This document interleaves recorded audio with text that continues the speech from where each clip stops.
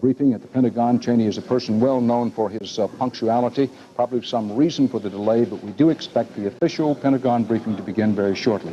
In the meantime, let's go to our CBS News consultant on Middle Eastern affairs, where we're going to Fuad Ajami to talk about the consequences of the war, but that won't be possible now. Here, the Secretary of Defense, and at the Secretary of Defense left is Colin Powell, the chairman of the U.S. Military Joint Chiefs, so we'll have this Defense Department briefing. Chairman of the Joint Chiefs of Staff will take just a very few questions. As I'm sure you can understand, they're very busy, so they will have time to take just a few questions, and then they will be on their way. So with that, Mr. Secretary. Thank you very much, Pete. Ladies and gentlemen, I know you all heard the speech a short time ago by the President. And while there is not a great deal we can add now, we did want to be as forthcoming as we can with you. At 7 o'clock tonight, as you all know by now, Eastern Time, 3 o'clock Thursday morning in the Gulf, the armed forces of the United States began an operation at the direction of the President to force Saddam Hussein to withdraw his troops from Kuwait and to end his occupation of that country. At the direction of the President, I signed the execute order yesterday afternoon to undertake this operation, subject to certain conditions. It was to begin only after we'd met the terms of the resolution passed last Saturday by the Congress. Those conditions have been complied with, and proper notice has been given as required. And the operation was not to take place if there had been any last-minute diplomatic breakthroughs. The operation underway tonight, taking place in the pre-dawn darkness of the Persian Gulf, involves allied air forces of 4 nations: the United States, the United Kingdom, Saudi Arabia, and Kuwait. As they undertake their missions, they do so after months of careful planning. At the direction of the President, great care has been taken to focus on military targets, to minimize U.S. casualties, and to do everything possible to avoid injury to civilians in Iraq and Kuwait. The targets being struck tonight are located throughout Iraq and Kuwait. Our focus is on the destruction of Saddam Hussein's offensive military capabilities, the very capabilities that he used to seize control of Kuwait and that make him a continuing threat to the nations of the Middle East. These are the same capabilities that now threaten American and allied forces in the Gulf. Our goal, the same one we have maintained throughout Operation Desert Shield, is to liberate Kuwait and enforce the resolutions of the UN Security Council. This portion of the campaign, directed against Saddam Hussein's offensive military force, is an enormously complex undertaking. It involves all of the services of the United States military and hundreds of U.S. and allied aircraft. It is an ongoing operation, and we must therefore limit the kind and the amount of information that we provide in these early stages. This obviously is different from what happened in Panama in December of 1989, where most of the operation was over by the morning of the first day. We understand your need for information about what will happen next, and we are well aware of our obligation to keep the American people informed. But you must also understand that we cannot talk about future operations without putting at risk the safety of those who will have to carry them out. I believe I can speak for all of us at the Pentagon tonight when I say that we had hoped to settle this matter peacefully. This has clearly been an agonizing decision for the President and the Congress of the United States. And we've reached the point of committing our forces to battle very reluctantly, only after the most careful consideration. But no one should doubt our ability and our resolve to carry out our mission and to achieve our objective. I have great confidence in the professionalism, the dedication, and the determination of the men and women of our armed forces. They are, without question, the finest young sailors, soldiers, airmen, and Marines this nation has ever sent in harm's way. I want to assure all Americans that we will do our very best to carry out the President's orders as quickly and efficiently as possible and at the lowest cost possible. We'd be happy to respond to a few questions. General Powell, can you describe the Iraqi Air Force's resistance, if any, their losses so far, and to what extent do you think that you've already achieved air superiority there? Well, the operation's only 2.5 hours old, so I'm not quite prepared to take on your second question. So far, there has been no air resistance. Can you tell us if there's been any casualties so far? We will, at the appropriate time, be releasing information on casualties. We're not prepared to release any specifics now. I will simply say that the preliminary reports we have received in terms of the success of the operation, and that includes the possibility of casualties, have been very, very encouraging. The operation appears to have gone very well. What can you tell us about the Scud missiles that have been reportedly launched by Iraq? There have been a number of reports of Scud missiles, but insofar as I am aware, they basically are false reports. General Powell may want to say Give us a rundown on the types of aircrafts and numbers that were involved in the raids. I really can't at this time because it is an ongoing operation. Let me just say that it involved the Air Forces mentioned by Secretary Cheney and sorties in the hundreds. Can you tell us were there cruise missiles involved with that? I won't comment on specific weaponry. It's an ongoing operation. What targets were we bombing near Baghdad, and have we bombed any facilities where we think Saddam Hussein might be? We have not been targeting Mr. Saddam Hussein. The purpose of our bombing facilities in the area of Baghdad is essentially to go after the command and control system of the Iraqi armed forces, and we're looking at principally military targets, command and control installations, air defense sites that could put our planes at risk, but they are militarily oriented targets. Have you targeted any Iraq response of any kind? The response of the Iraqi forces at this point has been limited, I think would be the best way to characterize it. But again, let me emphasize, as General Powell did, we are in the very early stages of this operation. It is likely to run for a long period of time. I realize you've all got legitimate questions about it, but there simply are things we do not know yet because it is an ongoing operation, because pilots are just now returning, and there will be a lot of work required to assess the success of the initial efforts, and there will be a lot of follow-up work required as well. Could you tell us, please, whether or not there have been any indications whatsoever that the Iraqi troops, the 540,000 Iraqi troops in the Kuwaiti theater, have been cut off from their command and control headquarters in Baghdad? I wouldn't want to speculate on that at this point, Wolf. What about, Mr. Secretary, can I follow up, please? Should I follow up? The President said this was strictly an air operation for the time being. When does the U.S. decide to send in the ground forces? It is strictly an air operation for the time being, and I wouldn't want to speculate on the point at which additional forces might be engaged. Have you targeted either any Navy planes? Murat said on the McNeil Air News Hour this evening that we are, quote, now prisoners of our own country, in our own country. Now that we've defended ourselves from naked aggression in the Middle East, how do we defend ourselves here at home from terrorist attacks? I'm confident that we can deal with the terrorist threat. Have our targets thus far included tanks and artillery?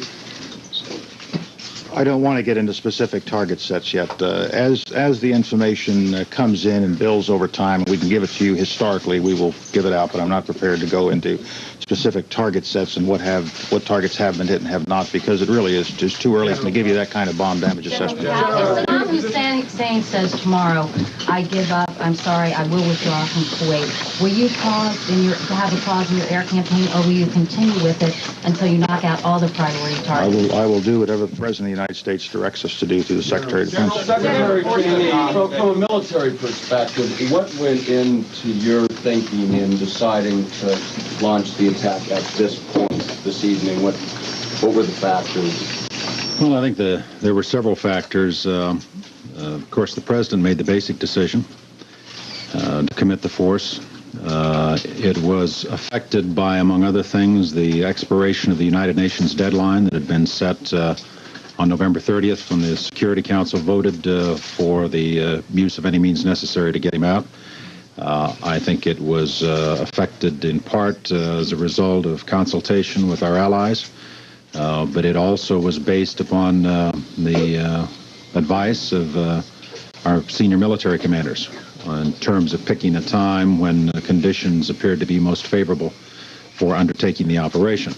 Let me emphasize, though, that the procedure we went through was to plan for execution of the operation at a point after the expiration of the United Nations deadline, but I had no authority to execute the plan until the president instructed me yesterday afternoon to do so, and it was at that point that we signed out the execute order with the qualifiers I mentioned in my opening statement. Those favorable factors, can you tell us what some of those were?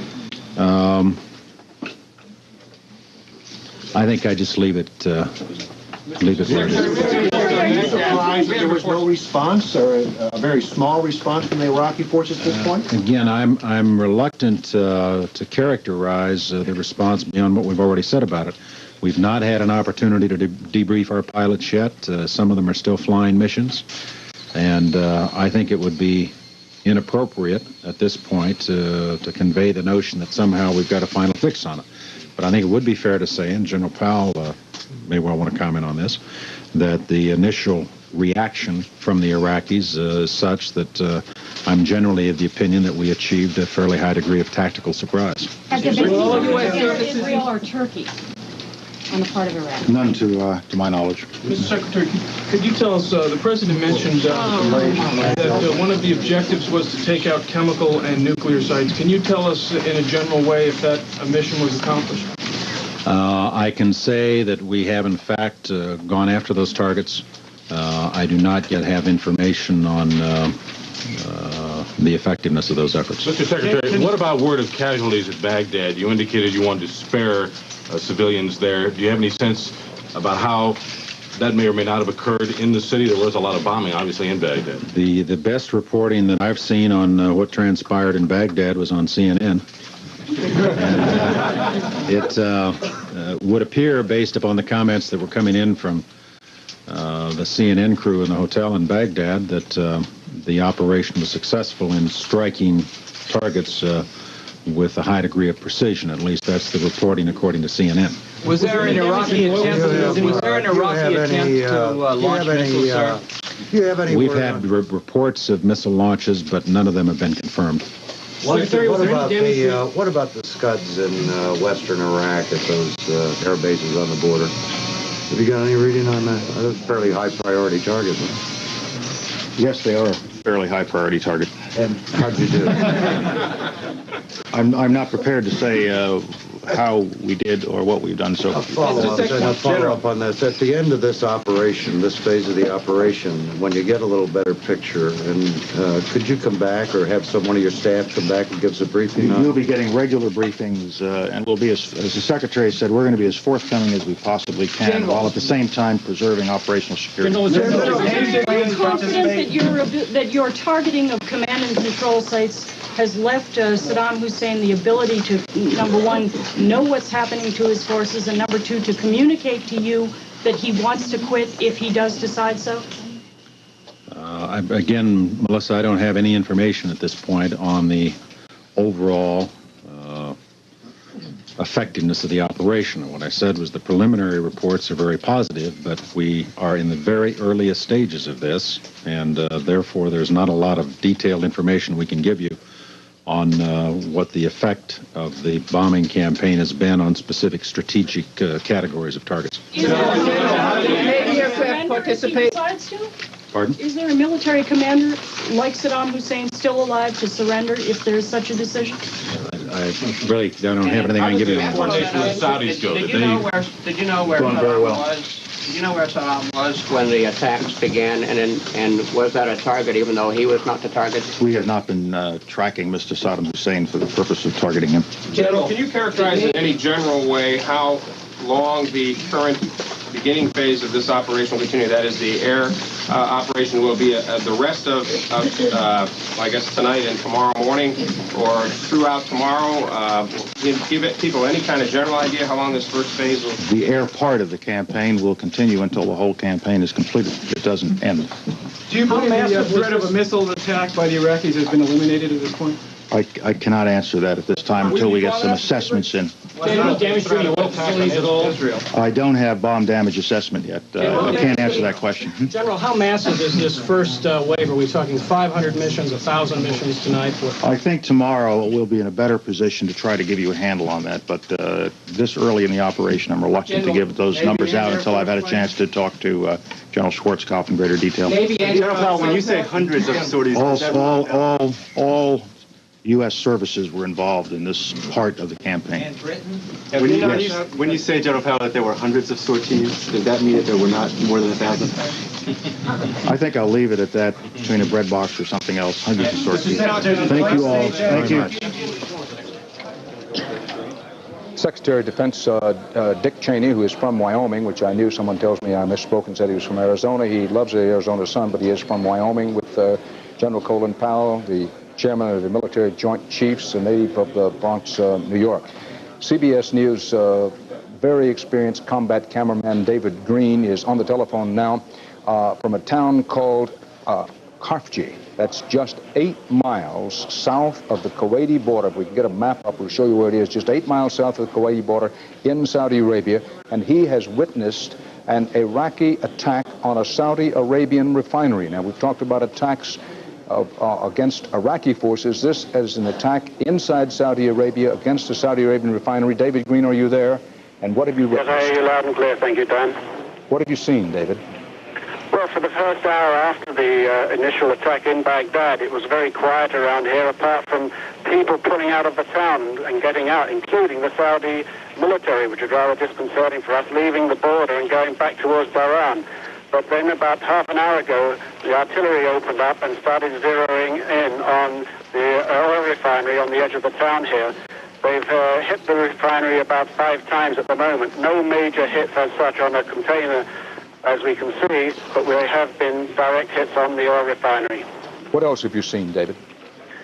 Well, basically that's it. We've been around. There's very, very few troops in this neck of the woods. We're right close on the border. We're on the sea. We can hear a rumbling out to sea as if there's boats coming ashore or moving around out there, but we cannot see anything.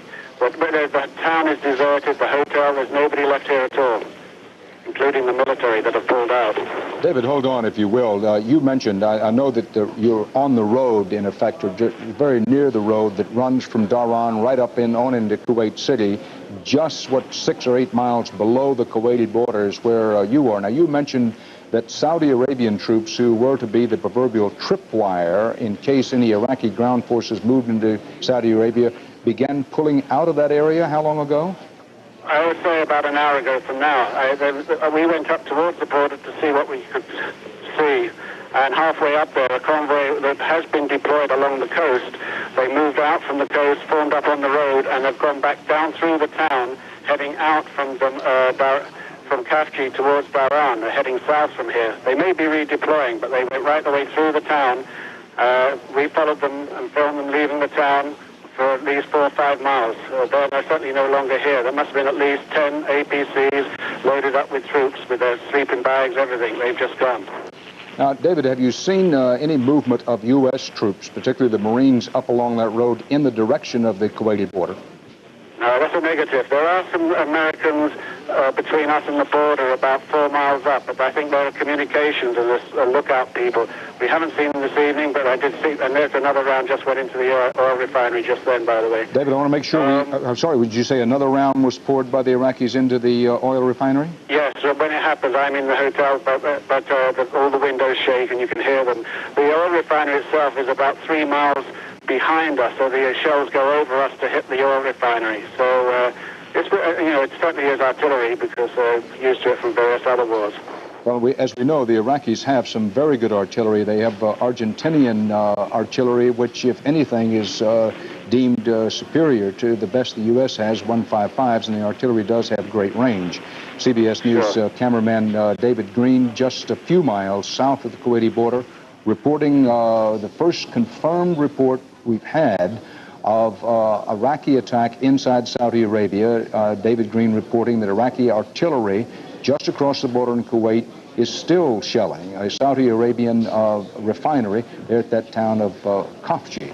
And as you heard David report, there are some U.S. forces, communications forces very near the Kuwaiti border. But otherwise, the U.S. forces are south of where he is. Bob Simon is at the big air base in Dhahran, considerably below where we just had that report from David Green. The air base has been very busy, I gather, Bob, as aircraft come and go. Dan, while Secretary Cheney was talking, there were 5 takeoffs here of fighters. We couldn't tell whether they were F-5s or or British tornadoes. It's impossible to tell at night. There were also, we had reports that 5 were returning safely to this massive air base near Riyadh. Now, the reason we're not seeing more is that there are hundreds, literally hundreds of airfields spread all over Saudi Arabia. From the minute this operation began in August, it was clear that the Saudi Arabian strategy had always been that if and when trouble came, they would invite in the Americans. They had airfields all over the place. They had runways, some of them on the map, some of them off the map. It's also pretty clear that there's been considerable activity from the carriers as well. Now, the report that David Green just filed, intelligence sources have told us over the last few days that they were convinced that Saddam would try to target the 3 things he knows America really cares about. That is American lives, Arab oil, and Israel. It seems like the beginning of that prophecy is coming true. Dan? We're going to go now to U.S. retired Air Force General Michael Dugan in Washington. General Dugan, it was good news to hear Secretary Cheney say that so far there has not really been any Iraqi air resistance. Well, it certainly was, Dan, and it was good news to hear his initial comments that the initial reports, as you mentioned before, all of which are usually have some errors in them, but initial reports are favorable. One should expect at present time that the initial strike sorties are recovering. Aircrew members are being debriefed.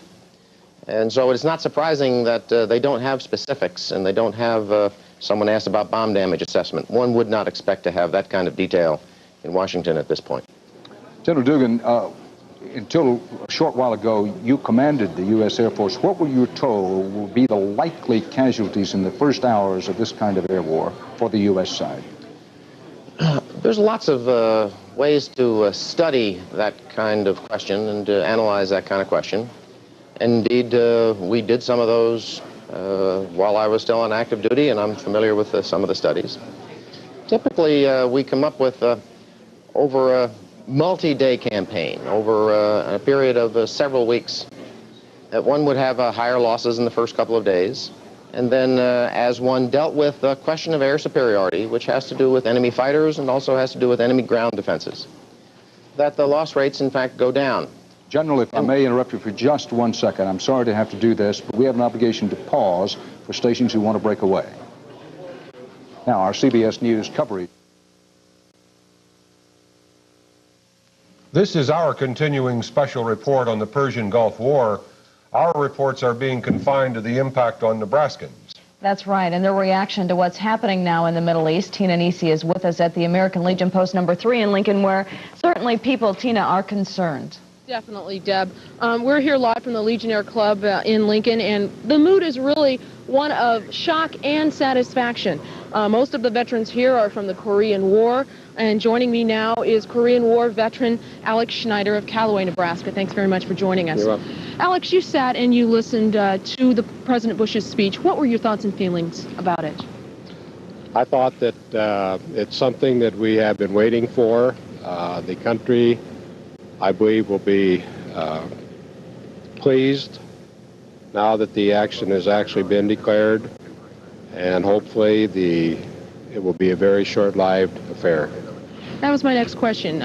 You know, we've had the airstrike. Is that all it's going to take to end this thing now? Is it going to be a long and drawn-out war from your perspective? I don't think it'll be a long, drawn-out war. I think we will continue to bomb, and with our air superiority, I think it should soften things up very quickly, and I believe it's going to make them think very strongly about whether they want to continue or not. How do you think the country is feeling about this whole issue tonight? Mixed emotions, I'm sure. I'm sure they are. There's those who have loved ones over in the desert area are going to have very mixed emotions about the declaration, but I think overall what happened tonight is what the country's been waiting for. President Bush basically said what most Americans wanted to hear then. Yes, I think that's my feeling. Okay. Alex, thank you very, very much for joining us. I appreciate that. I spoke to several veterans tonight. Most of them were from the Korean War, and some did have family members in the Persian Gulf, and some didn't. But the airstrike was the right thing to do. That's what most of them are saying, and the main thing is to get the men and women home as soon as we can. Mel and Deb? Tina, thank you for that reaction. We've been busy trying to gather reaction for you from those most affected by the war underway. Those being, of course, persons with loved ones in the Middle East or with relatives in the Middle East. Mary Jane Bruce joins us now. She has talked with a Lincoln family whose son is serving now in what we call Operation Desert Storm. Yes, and as all of us, glued to the television, watching developments, and of course, as Deb mentioned, there is no one more impacted than those families who have sons, daughters, spouses over there. I was, as Mel said, I was at a home where one Lincoln family of a Marine were watching, and they shared their thoughts with me. 5 months ago, Saddam Hussein started this cruel war against Kuwait. Tonight, the battle has been joined. In homes across Nebraska, families and friends are huddled together, getting strength from each other. I didn't get the miracle I was praying for. Betty DeHarsh is thinking about her son, a Marine in Saudi Arabia, and wondering if he's afraid. Think what they're going through. I'm sure all mothers are thinking that. Is our boy scared? Lance Corporal Mike Pitchy is known to his friends as Boog, like a Marine bulldog. Betty talked to him on the phone a week ago. He said, "Don't worry, Mom. I won't die in the desert. I'm not going to die in the desert. And I pray to God he won't die in the desert." Betty is getting support tonight from a neighbor and from a young woman whose fiancé is on the front lines. What would you like to tell him if you could talk to him? I'd tell him that I love him a lot and that I miss him. And I'm waiting for him to come home. And that I know he's going to make it home. She has not talked to him since he left in December, and she did find out, though, through her boyfriend is Betty's son's best friend, and they've been corresponding in Saudi Arabia, and this young woman's boyfriend said that he had asked her to marry him, wants her to marry him, so they have that to look forward to, and this certainly is a trying time for all of those families. Thank you, Mary Jane. I understand we have Senator James Exon on the line live. If we can go to his reaction to what has happened tonight. Well, this is Jim Exon in Washington. Am I coming through there all right? Senator Exon. We can hear you, Senator Exon. What is your reaction to what has happened tonight? Well, the full military might of the United States and its allies have, as expected, been launched against Iraq, beginning with the most concentrated air assault in history. I am confident that we will prevail, and I hope and pray the entire mission will be completed successfully and in a short period of time. With minimum casualties, certainly the initial reports are encouraging. We as a nation will rally behind the President and our dedicated forces to that end. Our thoughts and our prayers go forth to the loved ones of our forces far away in the desert. May God go with our men and women in that faraway land and protect them in their efforts. Senator Exon, how informed were you before the strike took place? We understand that President Bush had actually made the decision a couple of days ago. Well, I wasn't informed of it at all. I arrived at my home here, one of the last ones to leave down there on the Capitol Hill at about 6:30, and I heard it on the national network. Thank you very much, Senator Exon. We hope that all comes out well with what's happened today. Thank you very much. That concludes this 10/11 special report.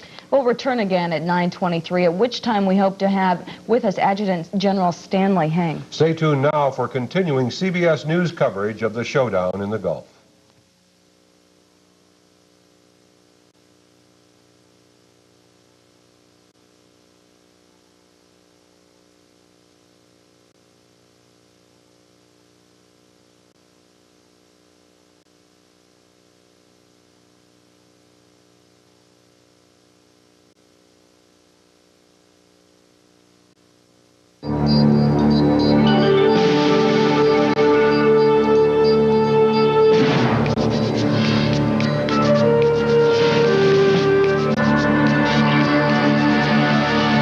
watching CBS News continuing coverage of Showdown in the Gulf. From CBS News headquarters in New York, here is Dan Rather. War in the Middle East. Continuing our live, on-rolling, one moment after another coverage of tonight's opening battle in the Persian Gulf. So far, primarily an air battle, but the Iraqis have used their long-range artillery to shell a Saudi Arabian refinery. We had an eyewitness report from CBS News cameraman David Green of the Iraqi shelling of the Saudi oil refinery near the Kuwaiti border. Here are the other major developments of the hour. President Bush addresses the nation, confirms that the fighting is ongoing, says it will not fail. The United States and other allied warplanes, including British and Saudi Arabian, are said to have hit Baghdad. Witnesses report fire and smoke in downtown Baghdad, but the early indications are that the primary targets were on the outskirts of Baghdad, and insofar as downtown Baghdad was hit, the targets were believed to be government offices and military installations. Israel says U.S. warplanes hit Iraqi missile sites in western Iraq, the missiles that were the biggest threat to Israel. The Israelis say they know that those missile sites were attacked. The extent of damage to those Iraqi missile sites nearest to Israel, not yet fully known. President Bush spoke from the Oval Office about an hour ago, explaining what he did and why. The 28 countries with forces in the Gulf area have exhausted all reasonable efforts to reach a peaceful resolution, have no choice but to drive Saddam from Kuwait by force. We will not fail. As I report to you, air attacks are underway against military targets in Iraq. We are determined to knock out Saddam Hussein's nuclear bomb potential. We will also destroy his chemical weapons facilities. Much of Saddam's artillery and tanks will be destroyed. Our operations are designed to best protect the lives of all the coalition forces by targeting Saddam's vast military arsenal. Soon after President Bush spoke, his Defense Secretary, Dick Cheney of Wyoming, gave his first account of the fighting. At the direction of the President, great care has been taken to focus on military targets, to minimize U.S. casualties, and to do everything possible to avoid injury to civilians in Iraq and Kuwait. The targets being struck tonight are located throughout Iraq and Kuwait. Our focus is on the destruction of Saddam Hussein's offensive military capabilities, the very capabilities that he used to seize control of Kuwait and that make him a continuing threat to the nations of the Middle East. CBS News in Dhahran, Saudi Arabia, is reporting, and Secretary Cheney confirming that U.S. warplanes are now returning from their very first missions.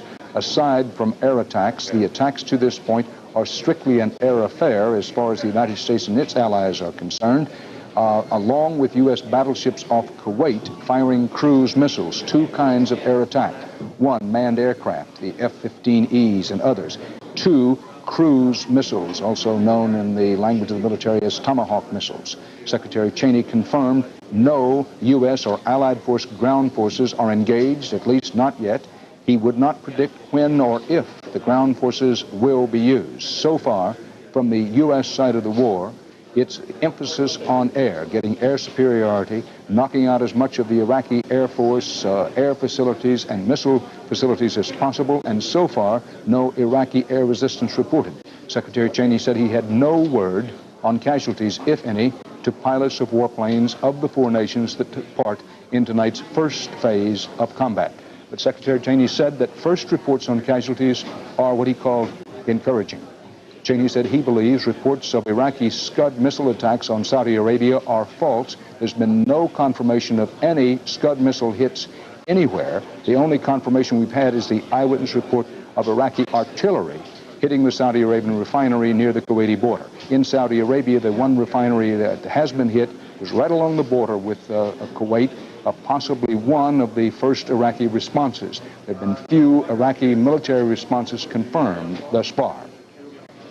Now, even as President Bush addressed the nation tonight, at least 1,000 protesters addressed him from across the street in Lafayette Park in Washington. These about 1,000 demonstrators chanted "Peace, peace," as police kept the street cordoned off. Other anti-war protests are taking place tonight. Some in New York, some in San Francisco, and various anti-war protests are taking place in places in between. Now, from Baghdad, eyewitness reports of wave after wave of Allied warplanes, principally those of the United States, over Baghdad. Other attacks we know deep inside Iraq are being hit, and the indication is strong. In fact, we believe it to be confirmed on the basis of what Marlon Fitzwater said earlier in the evening, that targets are also being hit in Kuwait. No ground combat as such, force to force, soldier to soldier. The only ground action confirmed, that hitting of the Saudi Arabian oil refinery. Let's get the latest now from the State Department and CBS News State Department correspondent Bill Plant. Bill? Well, Dan, the Secretary of State has left, but not until after he spent a long time on the telephone talking to the other members of the coalition countries. The President made some of those calls, and the Secretary of State made a number of them, but basically the decisions had already been made, and these calls were strictly for notification. And I suppose the headline from here tonight is that there is no diplomatic activity underway, no contact that we're aware of, no contact that most officials here are aware of between the U.S. and Iraq. Nothing has been heard, as far as we know, from Saddam Hussein or from his government as this attack goes forward. But there is always the possibility, as we mentioned before, that he will decide to sue for peace, to make a move after absorbing the first hit. And that's been very much on the minds of American officials here, believing that he will try somehow to continue to undermine the coalition that is arrayed against him. Dan? Thanks, Bill. General George Christ, who commanded all U.S. forces in and around the Persian Gulf until not too long ago, now retired U.S. Marine Corps General and our CBS News consultant. General Christ, what is the most important thing for Americans to know at this hour as the air attacks against Iraq and Iraqi forces in Kuwait continue? Dan, it's a big attack. They've talked about hundreds of sorties. Our own aircraft are in the air. A report 150 Saudi Tornado and F-15 aircraft are in the air. Even the Kuwaiti Air Force is in the air. The scope of this thing is pretty big. It goes all the way from western Iraq, where the reports are that we hit the missile sites that were aimed right at Israel, all the way to, as the president said, chemical, nuclear, and military targets, which simply cover the entire center of the country. The other thing I think is important at this hour, and it's a little tricky, is that there has been little resistance. We heard about the British bringing in one of the Iraqi airplanes. It may be that the Iraqi Air Force and the Iraqi air defenses aren't holding up under this attack, but it's a little early to suppose that. General, in the 3 hours I spent with Saddam Hussein, one of the things that sticks in my memory, he said with a rather sly smile that if war broke out, it would be a smart tiger against a dumb elephant, casting, of course, Iraq as the smart tiger.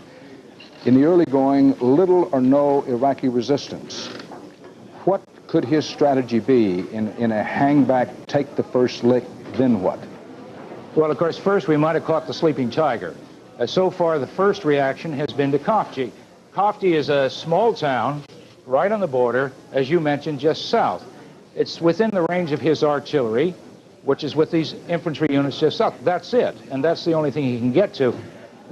What is he planning to do? Perhaps he thinks he's going to ride through the air attacks, keep his forces hunkered down, and see what we do next.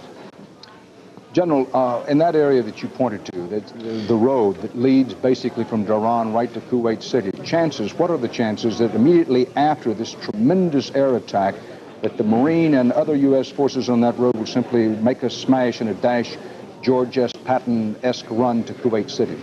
Oh, I don't think so, Dan. Certainly the Marines are there, but we have heavy Army units here and more heavy Army units moving in there. I think when General Schwarzkopf decides he's going to take Kuwait, after he takes a look at the effect of this bombing, we're going to go in many directions and really cut that thing up to keep our casualties low. Right now, the emphasis strictly on air attacks as far as the U.S. and its allies are concerned. Leslie Stahl is just coming out of a briefing at the White House. Leslie? Dan, the president has left the working side of the White House. He's now back in the residence where we're told he is with his overnight guest, Billy Graham. We're told he called Billy Graham earlier today, invited him to come to the White House. We're told he's an old friend to whom the president often turns for spiritual guidance. It should be remembered that the president's own minister was out in front of the White House just a couple of days ago in an anti-war demonstration. We're told the president will be getting continuous reports from the Pentagon, from the Situation Room here, from his National Security Advisor, General Scowcroft, throughout the night. His press secretary couldn't tell us whether the president was going to stay up all night or what. The president spent a good deal of time this evening talking to world leaders in the anti-Iraq coalition. We are now told that the president signed what they call a national security directive yesterday, setting this all in motion, but he didn't fill in the exact date, the final order that the attack would go today, until today. He wanted to give Saddam Hussein, we're told, 1 day of grace just to think about it. And again, they chose today mostly because of for military reasons, but he did want to give Saddam Hussein 1 day of grace. One final thing, Dan, we're told, and a point was made of this, that the United States still has diplomatic relations with Iraq. I heard Bill Plant say that at the State Department, they're still hoping that Saddam Hussein will step forward, say he will withdraw from Kuwait. I imagine that that's why they're telling us that. The channel is available for anyone in the Iraqi government to talk to anyone in our government. We still have diplomatic relations. Dan? Joining us now from Washington is Jordan's ambassador to the United States, Hussein Umani. Thank you for being with us, Mr. Ambassador.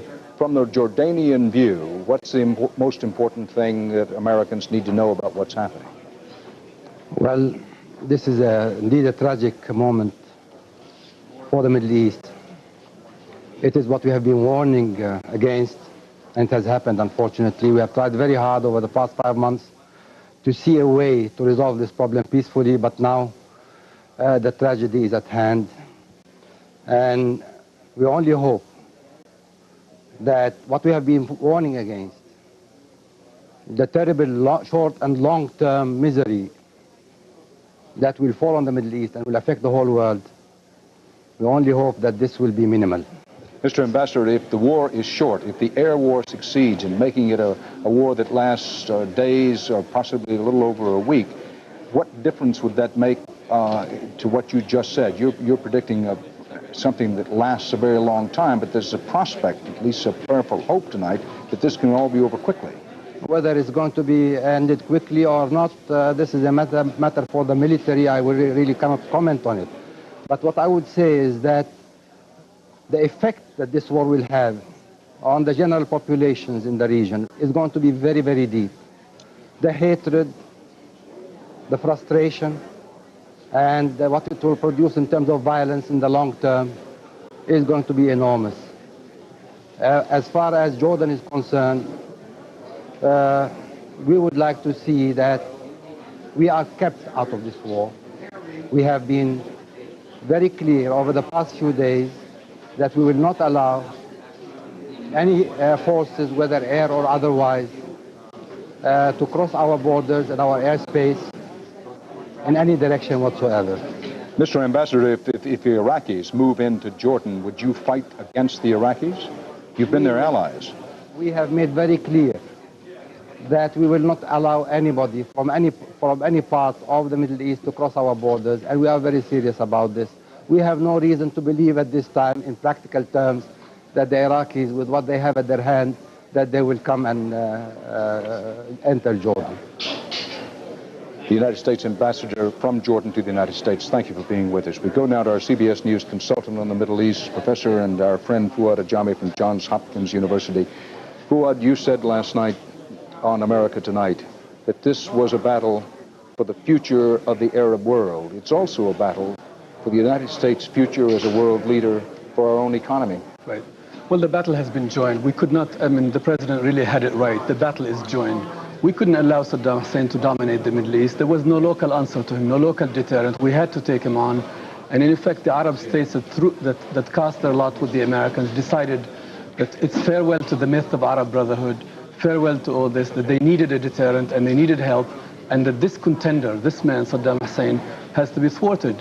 And Saddam Hussein is not the first man, incidentally, in history who misjudges the resolve of democracy. It's the tradition of despots to look at democracies, to look at a great democracy like this one, and think that this is a feeble entity, that it will not fight, it can be easily defeated. And this is Saddam's major miscalculation. Democracies are slow to go to war, but once they go to war, they're very serious about them. In our interview with Saddam Hussein, during the 3 hours you spent with him, he kept saying, quote, "You can't take the blood," unquote. Right. It was clear he felt, one, that President Bush would not actually go to war, wouldn't pull the trigger, and two, if he did, that we wouldn't be able to sustain it, that we wouldn't have the staying power. I agree with you. That has always been his calculation. That's been the strategy. This is not a man who understands American power or knows very much about American society or American history. He has fragments from his bunker, from his handlers. He has bits of information. He knows that America quit in Vietnam. He doesn't really see the idea that there is a difference between Vietnam and the Middle East, that the stakes in the Middle East economically are vast, and they were non-existent in Vietnam. He also, as an Arab, he watched the summer of '82 and '83. He watched the Americans commit themselves in Beirut, and he watched them leave. He also doesn't understand that we could sacrifice Beirut very easily, but we couldn't sacrifice Kuwait and Saudi Arabia. Principally, we could not sacrifice Saudi Arabia to him, for that would mean a disastrous turn in the balance of power against American power in the world. As Saddam Hussein told me, he said, if the United States attacks Iraq, Jordan will never be the same, Saudi Arabia will never be the same, the whole map of the Middle East, said Saddam Hussein, will be changed. I think this is a great exaggeration. We know that the Arab world is split. The sky will not fall. I really don't believe that the sky will fall after Saddam is defeated. Saddam isn't the first contender to appear on the scene in the Middle East, promise like a Pied Piper, promise the people of the Middle East quick salvation, promise them power, and then in effect be defeated. Saddam doesn't have a scientific state. He doesn't have a military state. He doesn't have a very skilled society. We know one thing about despots like Saddam, they're great cannibals. They devour their own society, and now is the moment of truth for Saddam Hussein. But the idea that the Arab world is going to rise to the defense of Saddam is dubious to me. Yes, in some places, the Palestinians in Amman, the Palestinians on the West Bank will demonstrate on his behalf. Some Algerians may demonstrate on his behalf. But the Arab world is split. The Gulfis are with us, the Egyptians are with us. So I think it's really not, it's farewell to the idea of Arab brotherhood. Hold on for just a second, Fuad Jami. I want to come back to you and ask you about Iran and Syria. But first, a quick update. The Pentagon says the war is, quote, going very, very well, unquote. President Bush explains his move to the American people, says, in effect, he had no choice but to go to the sword. Reports of an Iraqi attack on Saudi oil fields. CBS News cameraman David Green, eyewitness, about 6 miles south of the Kuwaiti border with Saudi Arabia. Iraq artillery firing on a Saudi Arabian oil field. Now, it needs to be emphasized that this is one refinery in Saudi Arabia, a country with literally hundreds of refineries. This is the only hit that the Iraqis are known to have made in Saudi Arabia. There were Scud missile alerts earlier in the evening, but so far as can be determined, no Scud missile hits. Fuad Jami, I want to come back to you for just a moment. Very quickly, Iran looks to be the cat eyeing the proverbial canary when it comes to the United States crushing Iraq. Well, the Iranians will inherit the vacuum of power in the Gulf. To a certain extent, the Iranians will emerge as beneficiaries, but we should not exaggerate it, because I think, mark my word on this, American power is going to stay in the Gulf for a while as a balance to the power and to the schemes of the Iranians. And with the Syrians, we've made our pact with Hafez Assad, who many people think is worse than Saddam Hussein. Well, Hafez Assad has joined, my analogy, Hafez Assad has joined the Foreign Legion. We've given him a new name, a new identity. We've forgiven his past. We've given him immunity from prosecution because he's joined this posse against Saddam. But he's not our kind of man, and I don't think he can make his home very comfortably in a kind of in a pro-American balance of power in the region. Fuad Jami, personal opinion. What are the chances that Saddam Hussein, hit with a tremendous rainstorm of aerial bombardment, will now fold and fold quickly? I think we don't want to predict anything now. I think we'll just have to wait and see exactly what this Iraqi state is made of. This is the moment of truth for this man. Is he the warrior he told us? Does he have the powerful state he claimed? Or is this a despot who had destroyed his own society, and his own people will be glad to be rid of him if he is militarily defeated? Fuad Jami of Johns Hopkins University, who will be with us throughout the evening and in forthcoming days to provide context, perspective, and analysis on the war in the Middle East. Let's go now to the United Nations here in New York and the CBS News reporter Rob McEwen. The mood over there at the UN, right? And clearly there's a feeling of great regret, I suppose, here. That what began back on November the 29th with the passage of United Nations Resolution 768 authorizing the use of force if Iraq did not withdraw from Kuwait by midnight last night has now come to pass. The Secretary General, Mr. de Cuellar, received a telephone call from President Bush at 6 this evening, telling him essentially that the time for diplomacy was over and that the attack was about to begin. Mr. de Cuellar issued a brief statement afterwards, simply saying that after all of his efforts and those of so many other people and countries, it was a matter of deep sorrow for him that hostilities had began and the world is now facing a war. He then returned to his residence in New York, where he is following the events this evening. The Security Council members, however, are still here at the United Nations. Ironically, they were to meet tonight to discuss the situation in the occupied territories of the West Bank. However, the Palestine Liberation Organization, which was to participate in that meeting, upon learning of the U.S. attack, said that they would withdraw and made a simple statement that this was an historic event in the history of the world, but in a negative sense. The Security Council is now going through bilateral negotiations as to whether they will hold a meeting on the recent developments this evening, possibly to be briefed by Mr. Pickering, the U.S. ambassador to the UN. It appears that that will take place either late tonight or in the early hours of the morning. Dan. Bob Simon is in Dhahran, Saudi Arabia. Bob, every indication is the operations are continuing. Dan, as you can see, the first long night of this war is coming to an end. It's sun's about to rise. It looks like a cloudy day, so we won't see it too clearly, but it's good to see daybreak. We haven't seen any planes returning here yet. We saw many take off over the night. Our information is extremely limited here. The United States Command, which is located in Riyadh, has told us very little. The American information officers who are here in Dhahran have spent most of the night in the air raid shelter after the Scud missile warning. The report we heard from David Green, CBS News cameraman David Green, a little earlier on, that there were attacks on the Saudi refineries up north, and that the Saudi troops who were guarding the refineries were heading south. Unfortunately, this comes as no surprise either way. We've been watching the Iraqis. One of the salient questions from the beginning of the operation has been, how would the Iraqis react when they're under fire? Well, it's too early to have an answer to that. Another question was, how will the Saudi troops react? The Saudis who we are giving billions of dollars of arms to, selling billions of dollars of arms to. It seems like we might begin to have an answer to that. It seems like they begin to flee, that they began to flee even before the attack really began. Dan? Bob Simon in Saudi Arabia. CBS News coverage of war in the Gulf will continue in a moment.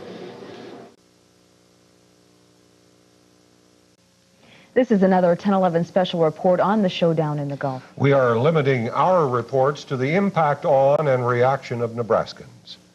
With us now is Adjutant General Stanley Heng. In that position, General Heng commands the Nebraska National Guard. Thank you for being here, General Heng. We are now at war with Iraq. How many Nebraska Guard members are now in the desert in Saudi Arabia? Mel, right now we have about, I would say, about 115 members.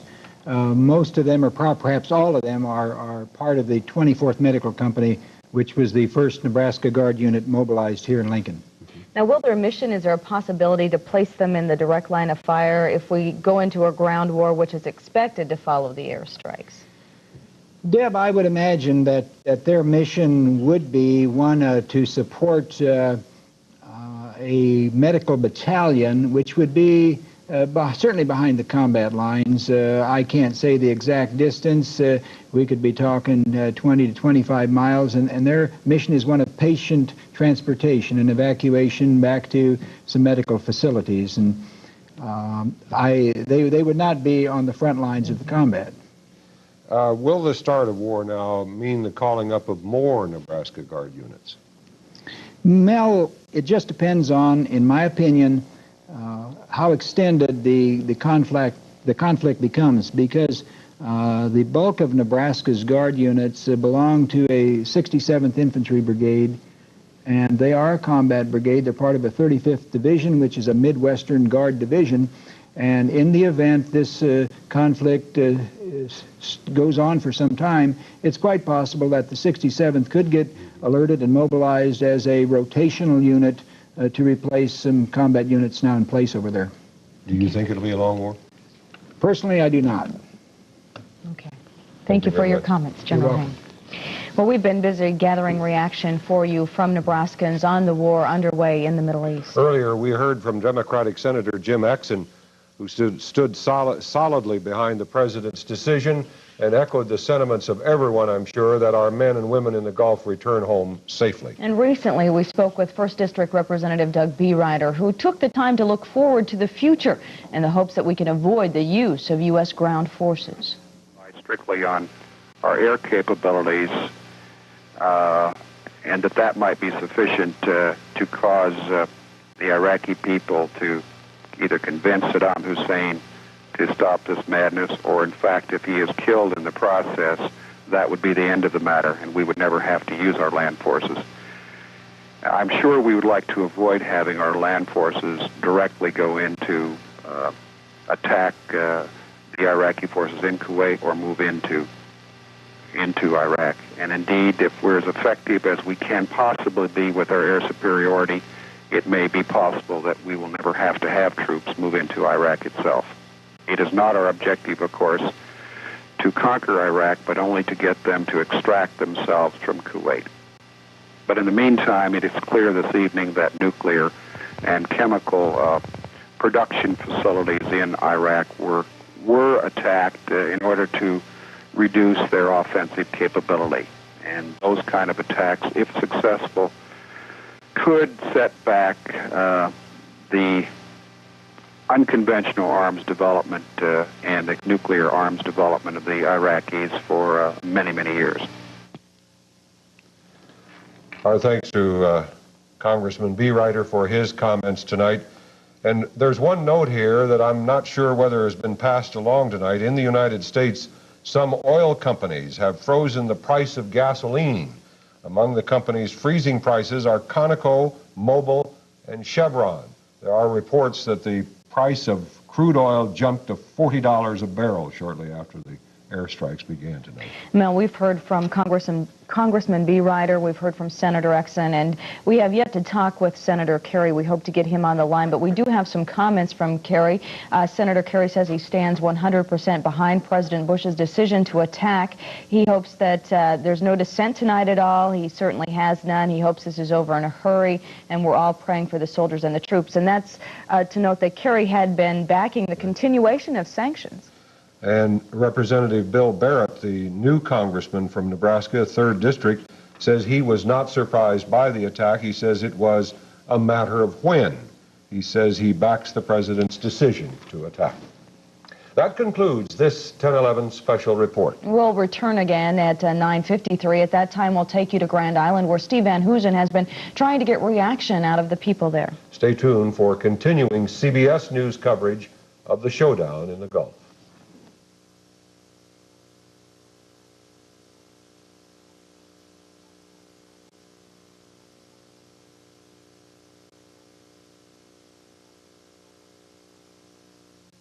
Reported by the British Broadcasting Corporation to have been fired from Iraq in the general direction of Saudi Arabia and the Gulf states, but there are no confirmed reports that those studs ever reached anywhere near their targets. So far as can be known at this hour, the tremendous U.S. and Allied air attack against Iraqi forces inside Iraq and in Kuwait is continuing.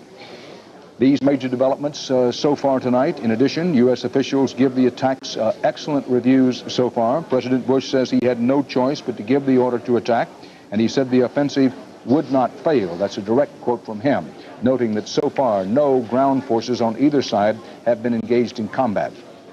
No word on any casualties yet, but Defense Secretary Richard Cheney said the indications are what he called hopeful about casualties. Baghdad has been hit by airstrikes. The Iraqis retaliate with the hit on that Saudi refinery that I mentioned a moment ago. President Bush addressed the nation from the Oval Office, and this is part of what he said. Well, unfortunately, the tape didn't come up for us, but basically what the president said, that he, in effect, had no choice but to do what he did, but he was hopeful it would be very short. CBS News coverage of war in the Gulf continues.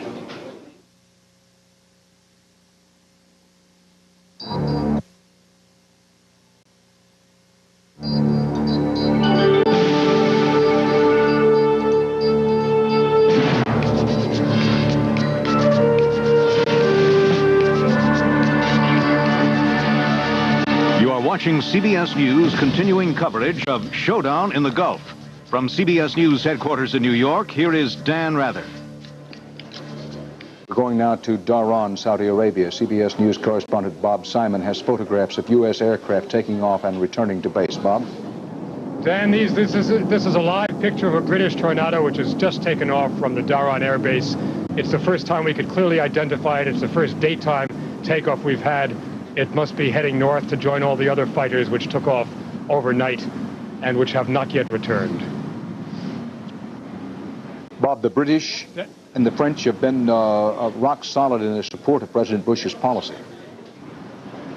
Well, the British have been rock solid in their support of President Bush's policy. The French certainly wavered diplomatically, but it looks like their forces are still here, and there's reason to hope, at least, that they'll be carrying out their assigned mission, which is considerably to the north of where American forces are right now.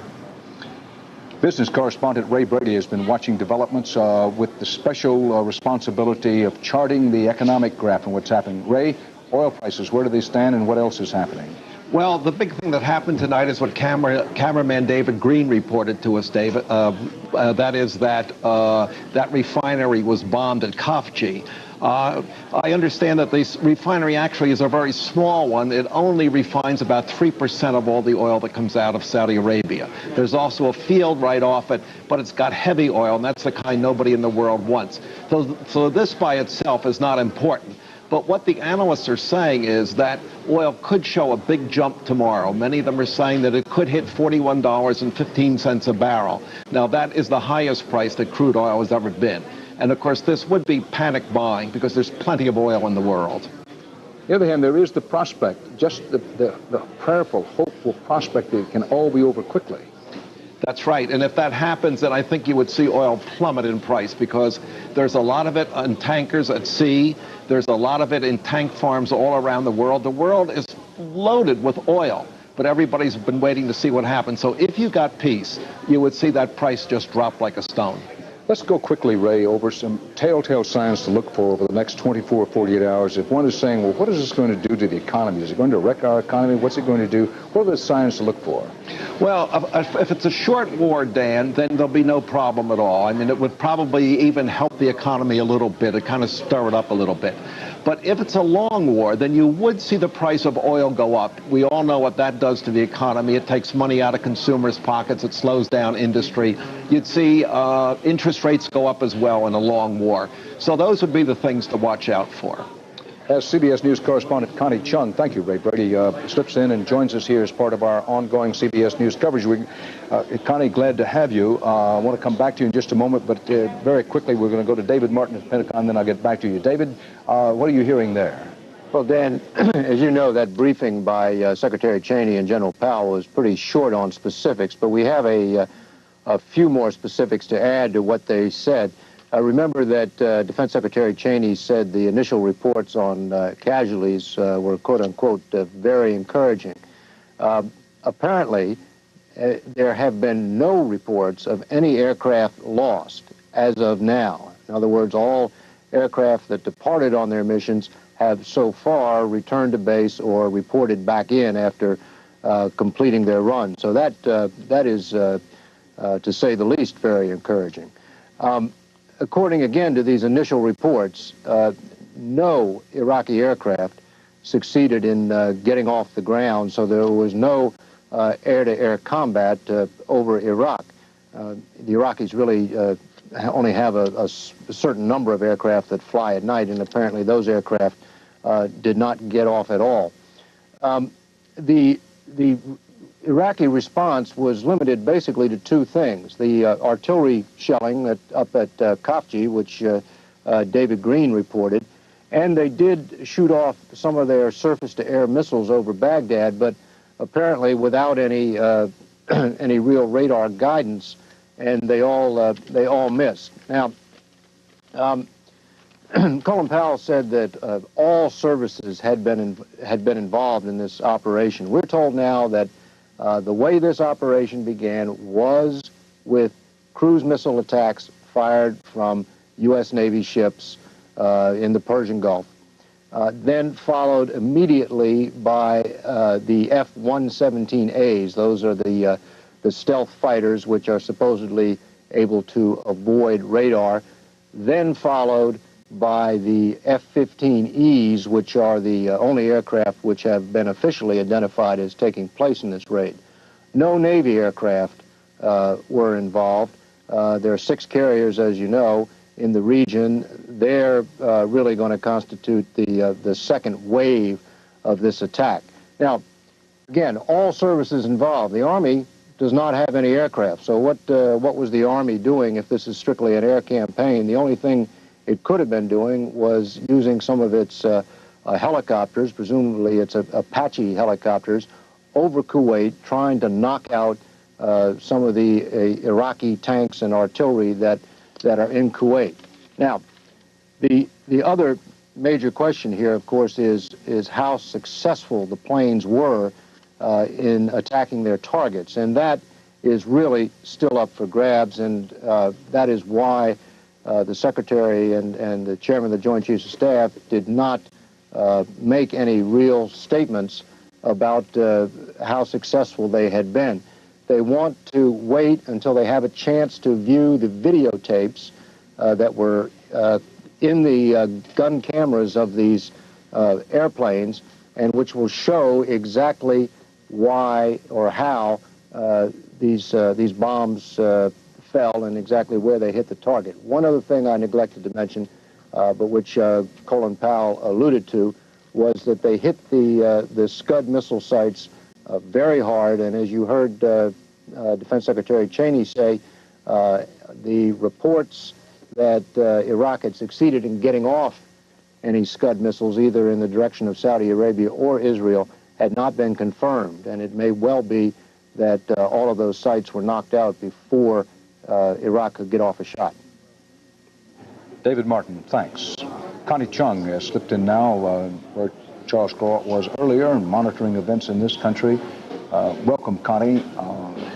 Everyone hopes it can be over with very quickly, but as you look around the country, north, south, east, and west, what catches your eye? Well, most Americans obviously were expecting this to happen, but what we have found is that they were still surprised. They were still jolted by the news. And most Americans are probably watching television reports now, but there's a classic signature of news breaking around the world, and that is the Times Square ticker.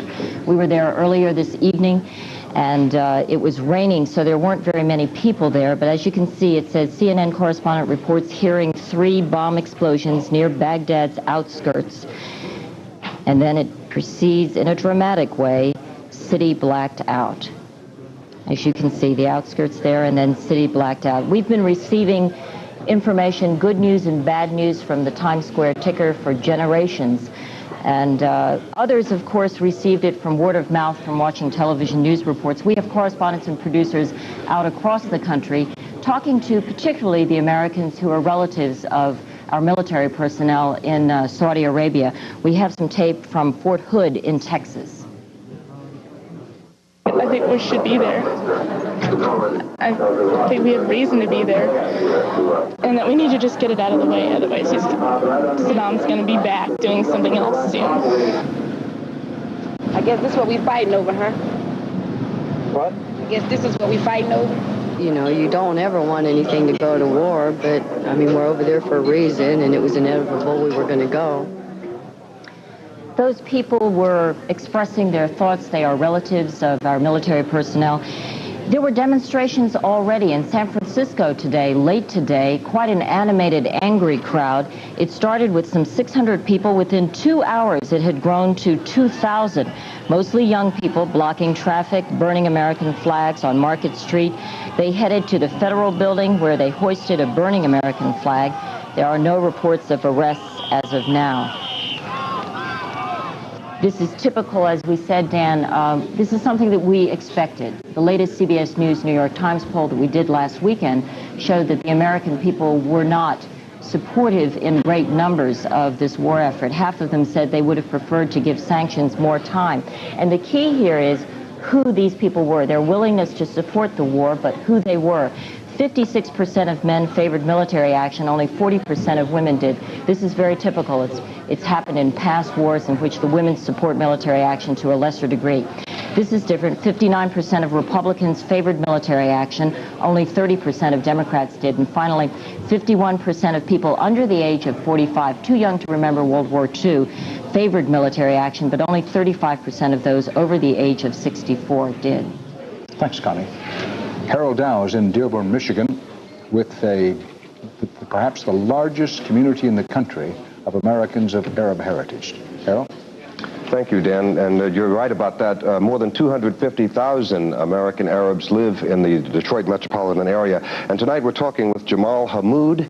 He's a member of the board of directors for the local chapter of the American Arab Anti-Discrimination Committee here in Detroit. Mr. Hamoud, first, your reaction to what the president had to say tonight.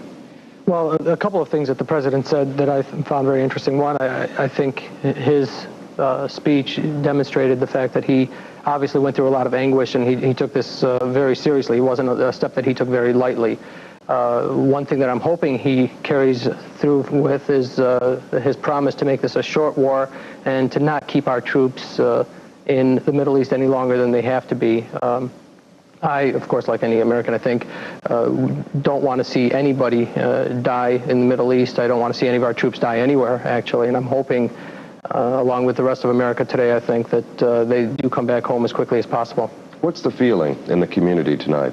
Well, it's really a mixed feeling. When people talk about the community, I think something that's important to realize is that, like any other group of people, you're going to find people that are the whole spectrum. You're going to find individuals who are anti-Hussein and are really supportive of the military effort in the Middle East. You're going to find people who are on the other side of the spectrum who don't want to see a war in the Middle East.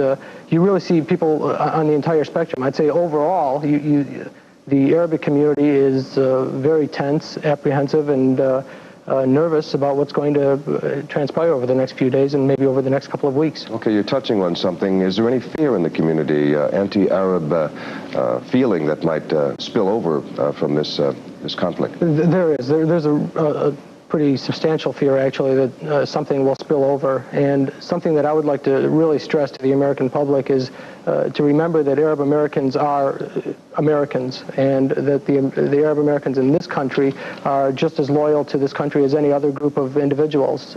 I personally have relatives who are in the Middle East right now fighting on the American side. I know a lot of Arab Americans who have relatives over there. We're fighting in the armed forces.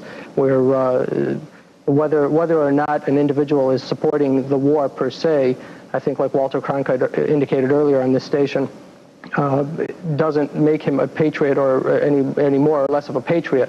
You have patriots on both sides, people opposing and in favor of the war, and the same thing is true with the Arabic community. I think you have patriots regardless of whether or not they're supporting or opposing the war. And I just want the American public to understand that we are Americans too, and that we're here. Our fate is tied in this thing along with the rest of America. Did you think the president did the right thing? It's really hard to say. I mean, I don't think there's any question at all that stability in the Middle East is an important American concern. It's in America's interest to have stability in the Middle East.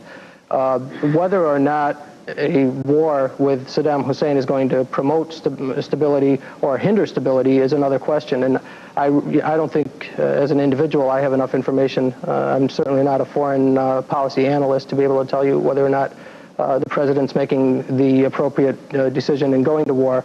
I can only say that I'm a strong supporter of the president, and I'm hoping that he has the information, the right information, and that he's made the right decision. Thank you very much, Mr. Jamal Hamoud. Dan? Harold Dow, thanks. Dateline, Washington, President Bush has authorized Energy Secretary James Watkins to distribute oil from the United States Strategic Petroleum Reserve. The White House has announced this evening. I quote now the White House statement. The president's action was a precautionary measure taken in concert with our IEA, that's the International Energy Agency, partners, designed to promote stability in world markets, end quote. Repeating, President Bush has authorized the Energy Secretary to distribute oil from the Strategic Petroleum Reserve. Earlier reports had closed-door cash trading in oil in the night bumping up around the $40 a barrel mark and headed possibly to $41 a barrel or more, although as you heard Ray Brady say, that will be very closely tied to how well the war goes from the United States and Allied standpoint. We'll be monitoring the economic effects of the war, of course, as developments warrant. Right now, our focus is on two things. One, on the military developments on the battlefront itself, which other than the artillery shelling by the Iraqis of one Saudi Arabian refinery just across the Kuwaiti border, has been confined to the air war. That's one emphasis of our coverage, and the other is, of course, on the home front, Americans as they face the reality, and it is now a reality, of war around the Persian Gulf. Now, headlines of the hour include Saudi oil refinery hit by Iraq. Pentagon says results of the attack are, quote, encouraging. That is the U.S. air attack against Iraqi forces inside Iraq and in Kuwait. Anti-war protesters demonstrated outside the White House. About 1,000 was the last estimate. High security alerts at American airports. As day breaks over the Persian Gulf, Allied airstrikes continue. Mainly U.S., but including British warplanes, Saudi Arabian warplanes, and some from the Kuwaitis. Most of the aircraft taking off from inside Saudi Arabia, taking off from the big air base at Dhahran. CBS News Pentagon correspondent David Martin said that there have been no reports so far of any naval forces involved, although naval and marine forces, of course, could have been involved. Now, important to note, no reports so far of any aircraft loss, and no reports of Iraqi aircraft even getting off the ground. If there has been any air-to-air combat, as it was widely believed there must have been in the early hours, it has not yet been reported, much less confirmed. In the early going, the Iraqis either have refused to fight because the attack was so overwhelming and that they were perhaps caught off guard, or they are holding back. But all of that is speculative. We only know what we know, and that's very little. We have only the tiniest bit of information, and that's important to know. It's also part of what we've been emphasizing all evening long, that in the early stages of war, not only do you not know much, you can see very little, if anything, but sometimes the information in the early going proves not to be very accurate. So you want to have that in mind as we go along this evening. CBS News cameraman David Green is in Saudi Arabia, and he was an eyewitness to the oil refinery about 8 miles south of the Kuwaiti border, taking a direct hit from the Iraqi artillery. As we've noted, Iraqi artillery, much of it Argentinian-made, has tremendous range, and one of the Iraqis' goals in the early stages of the war, as they stated before the war started, one of their goals was to hit something, almost anything inside Saudi Arabia. Another of their goals was to hit Israel immediately, but so far they have been unable to do that, and we know that U.S. air attacks have concentrated, among other places, in the one area inside Iraq where their Scud missiles were closest to Israel and pointed in Israel's direction. State of emergency exists in Israel, but nothing, I repeat, nothing in the way of any offensive weaponry has even been set off in the direction of Israel, much less hitting that country. U.S. Defense Secretary Cheney told reporters, quote, the offensive is going well, that it did catch the Iraqis by surprise, and that the focus, at least for the moment, is on military rather than civilian targets. The response of the Iraqi forces at this point has been limited, I think would be the best way to characterize it. But again, let me emphasize, as General Powell did, we're in the very early stages of this operation. It is likely to run for a long period of time.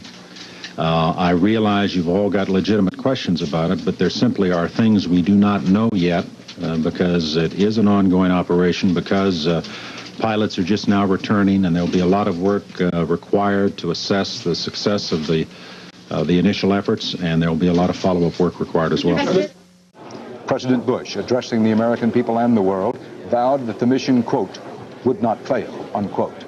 Bomb squad units are reported on high alert at Los Angeles International Airport at this hour. The Los Angeles Police Department reports that more than 200 pieces of luggage are being checked as a precaution. And an Alitalia flight, that's the Italian airline, is undergoing a full security check in Los Angeles. Now, this is in line with FBI Director Sessions told us here on CBS News early in the evening that every precaution that seems advisable is going to be taken to protect against terrorism. About 1,000 anti-war protesters have gathered in Lafayette Park across from the White House, shouting, and I quote, "Peace now, peace now." Part of Pennsylvania Avenue, which runs right in front of the White House, has been blocked off. The White House unofficially is underscoring what they believe to be the small size of the protesting crowd outside the White House grounds. Tom Fenton, our chief European correspondent and former correspondent in Israel, is covering in Tel Aviv, where so far tension is high, but no signs of war yet. Tom? Well, we have a report from Israeli TV, Dan, that bullets have been fired at the American consulate in East Jerusalem. Apparently no one was hurt, but it's the first incident of retaliation or of civil commotion in the, well, in this case, it's not the occupied territories. That's the problem. A full curfew has been slapped on the occupied territories on the West Bank and the Gaza Strip, but East Jerusalem is technically not part of the occupied territories. And there is where the American consulate is located. The Israelis are extremely concerned about what the reaction would be from the Palestinian population. The Palestinians are overwhelmingly pro-Saddam Hussein. They see him as the man who stood up against Israel and give him, by and large, their wholehearted support. In addition, the Israelis, though, are quite pleased now that the missile sites in western Iraq have been hit. They hope they've been put out of commission, although the Israelis that I've talked to in the last few days seem to think that a number of missions might be needed to make sure the threat was eliminated. Some of these missile launchers are mobile. Dan? Tom Fenton in Israel. Seneca said in AD 407, "Of war men ask the outcome, not the cause," quote unquote. He was speaking of once war begins. War has begun in the Middle East. The outcome is hanging in the balance. As Defense Secretary Cheney has said, with Chairman of the Military Joint Chiefs Colin Powell at his side, in the very early going, he likes the way things look. No casualties have yet been reported. Connie Chung, and we have just a few seconds here before we take our cutaway break. The movement against President Bush's policy a week or 10 days ago seemed to be small and not really growing. Now comes the hour of decision. We're going to begin to see just how wide and deep it is. I think, Dan, we can look back to World War II when there wasn't that much public opinion polling specifically, but the American public was behind by a 2-to-1 margin, saying it was important to defeat Germany than it was for the U.S. to stay out of the war. And that is different from now. Absolutely. And our CBS News coverage will continue of war in the Middle East. This is another 10/11 special report on the showdown in the Gulf. In these brief local cut-ins, we're bringing you reaction of Nebraskans to the decision to go to war. Steve Van Hoosen is in Grand Island. He joins us now from there. Steve, have you had a chance to talk to people in the Grand Island area? Well, Mel and Deb, I have had a chance to contact some of the family members over phone. Tonight they were really not willing to give me a camera interview, but I did get some comments over the phone. It's like Mary Jane Bruce had mentioned earlier this evening. These are families that are going through a lot of pressure, concern for their loved ones in the Gulf. One mother that I did talk to who has 2 sons in the Persian Gulf said she's praying very hard and that both of her sons' fate is in the hands of God. She's getting phone calls of support from a lot of friends and relatives. From what I understand, the Operation Desert Shield support group that was organized here in the Grand Island area was very tight. Those folks visiting weekly, and a very tight bunch of folks. The Nebraska Guard unit that was activated from this area was the 295th Ordnance Company. It was based in Hastings. It had detachments in Kearney and here in Grand Island. The 295th members of that group left for Fort Riley, Kansas on January 6th from Hastings. According to the reports that I've received, those troops were flown from Fort Riley, Kansas yesterday to Germany to take part in this Operation Desert Storm is what it's being called now. And just a footnote before we get back to you, Mel and Deb, the American flags that are used for 4th of July decorations here in Grand Island, those flags are now hanging along the streets of Grand Island this evening. We have noticed that looking out the windows here at the Yancey Hotel. Mel and Deb? Strong support out there, Steve. Thank you very much. The decision to launch an attack on Iraqi forces caught no one by surprise, at least, Mel, not those in Washington. So far, we've heard from Senator Jim Exon, Congressman Doug Beereiter and Adjutant General Stanley Hayne. Nebraska's newest representative, 3rd District Congressman Bill Barrett, is in Nebraska tonight. We caught up with him at his home in Lexington. I guess it should not surprise me and did not surprise me or any member of Congress that the trigger was pulled today. I think the president's goal remains the same, and that is to liberate Kuwait. The world can wait no longer, he said, and he further suggested that the sanctions, which we all hoped would work, have been tried for over 5 months, and there is some leakage. They're not working. Mr. Hussein has not responded after repeated overtures, and therefore it's time to take this action, and I totally support it. Now that war is upon us, it's a time for veterans of other wars to reflect. At one Lincoln Veterans Club, the mood was one of shock and satisfaction. Tina Nisi joins us now with some of their reaction. Tina. Mel, Deb, we were located at the Legionnaires Club in Lincoln, and we're a handful of veterans, really, from World War I and World War II, I should say, and the Korean War, gave their impressions of what President Bush's speech on war was all about. All of the men and women in the club tonight watched and listened intently to President George Bush's speech. Although it was an emotional time for all Americans, most of the veterans here praised George Bush for his efforts. I'm happy that it happened sooner than later. I have my youngest brother just left the States Sunday morning for Saudi Arabia. He wasn't happy to go, but he knew he had to go. And he said he just hoped that we got over there, got it over with, and came back. It's a really emotional thing, but looking long term, I'm satisfied in my own mind that this is a thing that we had to do sooner or later. I say God bless President Bush for his courage. And I say I condemn the pacifists equally. The one thing I felt from these people was really one of relief. They seemed to be shocked at first. Many people thought that war would break out this weekend for some reason. But when it's all said and done, bottom line is that they're very proud of President Bush, and he's a very courageous president in their mind, and they're happy with his decision to go to war. I think that's what we're seeing from a lot of people. Thank you very much, Tina. Is the fact that although they're very concerned about what's going on, that they wholeheartedly support the initiative to go to war. And another thing that most people are saying is they hope they don't let up. And now that they've started, because we know full well what happened in Vietnam. There were the periods of easing back to allow the enemy to regroup. And people are saying tonight, now that we've started it, let's finish it. And that's the way it's going at the present time. That concludes this 10/11 special report. We'll return again at 10:23. We hope to have comments from some students at the University of Nebraska-Lincoln. There have been protests on university campuses around the country, including Lincoln. Stay tuned now for continuing CBS News coverage of the showdown in the Gulf. You withdraw quickly? No, I don't believe so. This is a very tough survivor, number one. Secondly, he has very little concern, as best as I can tell, for the welfare of the Iraqi people, and I believe he's prepared to absorb a great deal of punishment.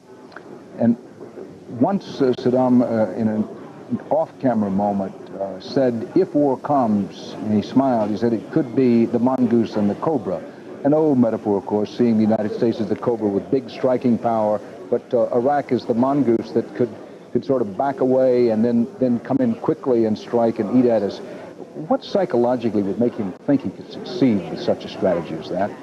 Well, this is a man who overreaches and has consistently over time. And let me emphasize, not only does he have this imperfect understanding of the West, but part of the reason he miscalculates so frequently, he is surrounded by sycophants who are afraid to criticize him. This man is not a military strategist, but he is regularly over-controlled in the military situation. So he has, I believe, become full of himself and intoxicated in some ways by the plaudits. Sorry, Jared Post, who's made a lifetime study of Saddam Hussein.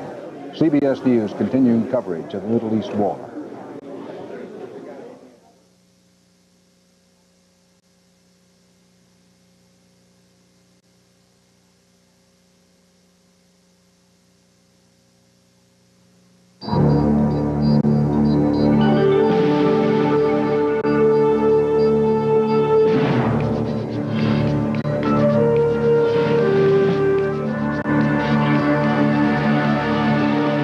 watching CBS News' continuing coverage of Showdown in the Gulf. From CBS News headquarters in New York, here is Dan Rather. With Walter Cronkite, Charles Carrault, Connie Chung, Bob Simon, Alan Pizzi in Baghdad, and other CBS News correspondents. These major developments so far in tonight's attack on Iraq and occupied Kuwait. So far, so good in the air offensive on Iraq, according to official sources. CBS News correspondent David Martin at the Pentagon says no reports of any aircraft losses, no reports of any casualties on the U.S. or Allied side. Iraqi Air Forces may have been caught off guard. Baghdad refinery on fire, and Iraq has hit with artillery a Saudi oil plant just outside the Kuwait border inside Saudi Arabia. U.S. and Allied pilots flew mission after mission, a rainstorm of air attacks against Iraqi forces as Thursday morning dawned in the Gulf. It was a moonless night. Bad weather was predicted over the weekend. U.S. forces got the good-to-go sign for President Bush about 4:50 Eastern Time in the United States this afternoon. That was in the middle of the night in Iraq and Kuwait. CBS News at the Dhahran Air Base in Saudi Arabia took pictures of a British tornado taking off as part of the attack. This is not that picture. This is, of course, a large transport plane in Saudi Arabia, and clearly not a British tornado. The British tornado is roughly their equivalent of the American F-15E fighter bomber. Margaret Thatcher, when she was the Prime Minister of Great Britain, sent the tornado force to Dhahran to be with the U.S. Air Force, and the British aircraft, as well as some Saudi Arabian aircraft, U.S. manufacturer, of course, and Kuwaiti Air Force pilots flew in the attacks earlier this evening. Earlier this night, President Bush addressed Americans and the world from his White House Oval Office. Just 2 hours ago, Allied air forces began an attack on military targets in Iraq and Kuwait. These attacks continue as I speak. Ground forces are not engaged. This conflict started August 2nd when the dictator of Iraq invaded a small and helpless neighbor. Kuwait, a member of the Arab League and a member of the United Nations, was crushed. Its people brutalized. 5 months ago, Saddam Hussein started this cruel war against Kuwait. Tonight, the battle has been joined. As U.S. And Allied planes rained down the thunder on Iraqi forces at the United States Defense Department, Defense Secretary Richard Cheney downplayed reports of Iraqi missile firings against Saudi Arabia. If any missiles were fired, they didn't reach Saudi Arabia. But Americans and other civilians at the huge air base around Dhahran were taking no chances and taking air raid drills very seriously. They practiced racing for shelters and listening to orders. Please be aware that the air raid alarm may sound at any time. Israel went on a state of emergency, but no missiles, so far could be determined, were fired at Israel. If any were, they didn't reach there. Cheney and Joint Chiefs of Staff Commander General Colin Powell said the air attacks by hundreds of warplanes from 4 countries were going what they called very well. So far as could be determined, the brunt of the air war has been carried off by land-based aircraft, not sea-based aircraft. CBS News Defense Department correspondent David Martin said that in the main the plan was for Navy and Marine aircraft to be held in reserve and perhaps be part of a second wave of air attacks to come later on. Little or no Iraqi resistance in the air or elsewhere reported. The attackers did hit some parts of downtown Baghdad. At least one refinery was hit outside the Iraqi capital. The extent of damage in and around Baghdad is simply cannot be determined at this hour, but there were what were described as wave after wave of U.S. and other Allied air attacks in and around Baghdad. Some major oil companies tonight froze gasoline prices. We're speaking now about American oil companies freezing gasoline prices. President Bush has just authorized release of oil from this country's strategic reserves. We've been building up a strategic reserve over a long period of time. That's a precautionary move to head off any conceivable shortages. Let's go to Bob Schieffer with General George Crist and in Washington, Air Force retired General Michael Dugan. First, Bob Schieffer and General Crist. On the sketchy reports, which is all we have so far, What can you tell us about this tremendous air war against Iraqi forces? I think we can flesh out to somewhat some of the things that Defense Secretary Dick Cheney said. He talked about a massive airstrikes, but General Chris, you have been checking the figures and can give us some idea of just how enormous this force was that attacked Iraq. How many planes do you think were involved? All right, Bob. There were up to 1,000 aircraft of the type that's been described available to hit these targets. They've also talked about waves of cruise missiles, the Tomahawk missiles coming in, and there's some 500 to 700 of those missiles available. So it was a big attack, no question. Now, one of the things that the Secretary did not talk about was specific targets. He talked about targets in general. One of the things that we have learned from the Israelis, Dan, is that the missiles that Iraq had over in this part of Iraq were apparently among those hit. And the Israelis tell us, General Chris, that those were missiles aimed at Israel. Those particular missiles in those sites, which are way in western Iraq, as you indicated, well within range of Israel, were the missiles, we believe, that Saddam was talking about when he said he was going to attack Israel right away. It seemed clear from the news conference that the Defense Secretary and the Chairman of the Joint Chiefs had that, as far as we know, they did not report a great deal of resistance. We hear more and more things along that line. Do you think it is possible, General, that this armada of planes could have had a 100% hit rate on the targets that... Well, 100% is pretty tough to quite believe, but to give you some ideas, an F-111 that was up over those targets carries 31,500 pounds of bombs. That's a lot of bombs going down from one airplane, and there are a number of them up. I think we're going to have to wait, just as General Powell said, till he gets all the reports of the damage in to see just how much damage we really did and how effective it was. If indeed it turns out that there was not as much resistance to our airplanes when they invaded Iraq as it now appears from the information we have, what do you think accounts for that? Do you think it was that the airfields were bombed before the Iraqis could get their planes off the ground? Was the radar knocked out? What would have caused that? Well, I think a couple possibilities now. The Iraqis never had to fight an air war. They never fought the Iranians. So we thought they were good because they had equipment, but we really didn't know how good their training was.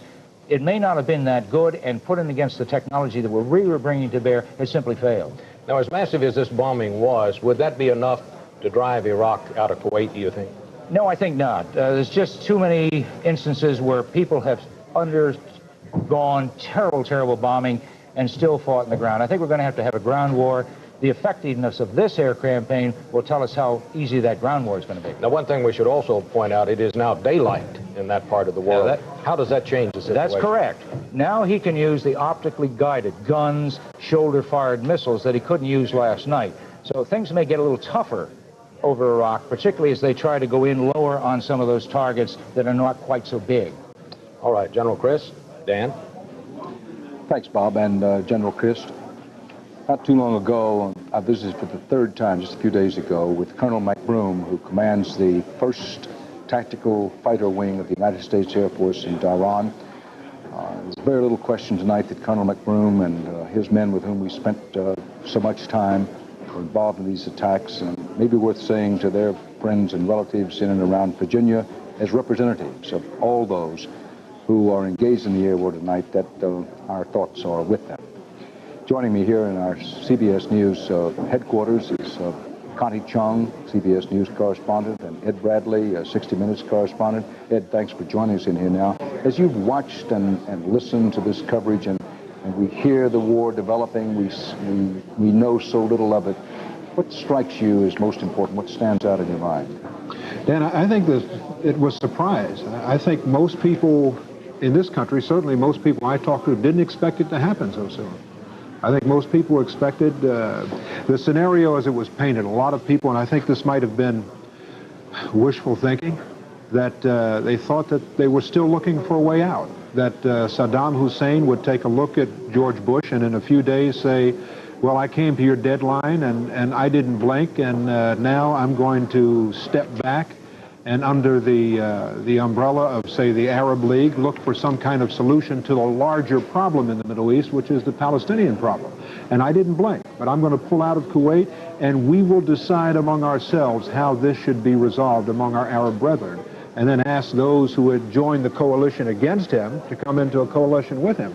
Obviously, if that was what he planned to do, he sure misread George Bush. And I think a lot of people were just stunned. It was interesting coming into the office tonight. There were very few people in the streets of New York.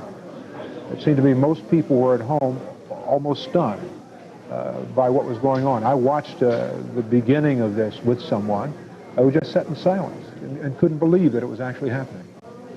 Edwin, when you and I, long ago and far away, covered the green jungle hell that was Indochina and the Indochina War, we often remarked to ourselves that it was long and drawn out, and there was slow escalation, of course, in that war. How different this is with what General Colin Powell has called, and I think the phrase originated with General Grant during the Civil War, the doctrine of overwhelming force from the beginning being applied.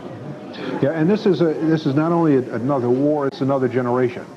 And I think the American leaders, particularly the military leaders and the political leaders as well, learned anything from Vietnam, is that you can't go in half-stepping. If you're going to go in, you better take a full step, and you better make it solid, and you better do it right away. And as General Powell said, that they're going to hit hard, they're going to hit fast, they're going to hit often, they're going to hit early. And that's what they've been doing. We're going to bring Connie Chung in here shortly, but first, David Martin has some update information from the Pentagon. David? Dan, I've got a list now of the kinds of aircraft that were used or have been used so far in this attack. This will repeat some information we had before, but it is a more extensive list. The attack began with cruise missiles. Those are the pilotless, low-flying missiles fired from battleships, U.S. Navy battleships and other warships in the Persian Gulf. Then we had the F-117As. Those are the stealth fighter planes.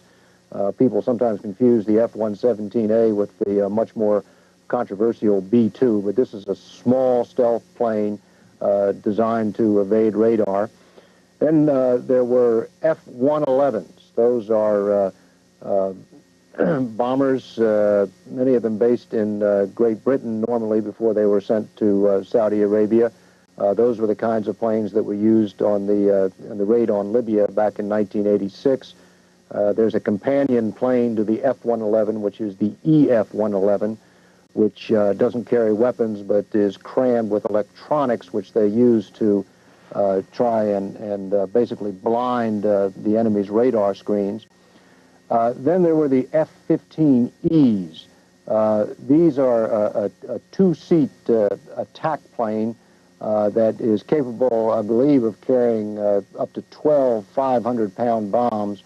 It goes in very low and then literally tosses its bombs at its target as it pulls up. And I've been told that it actually tosses the bombs 5 miles toward its target.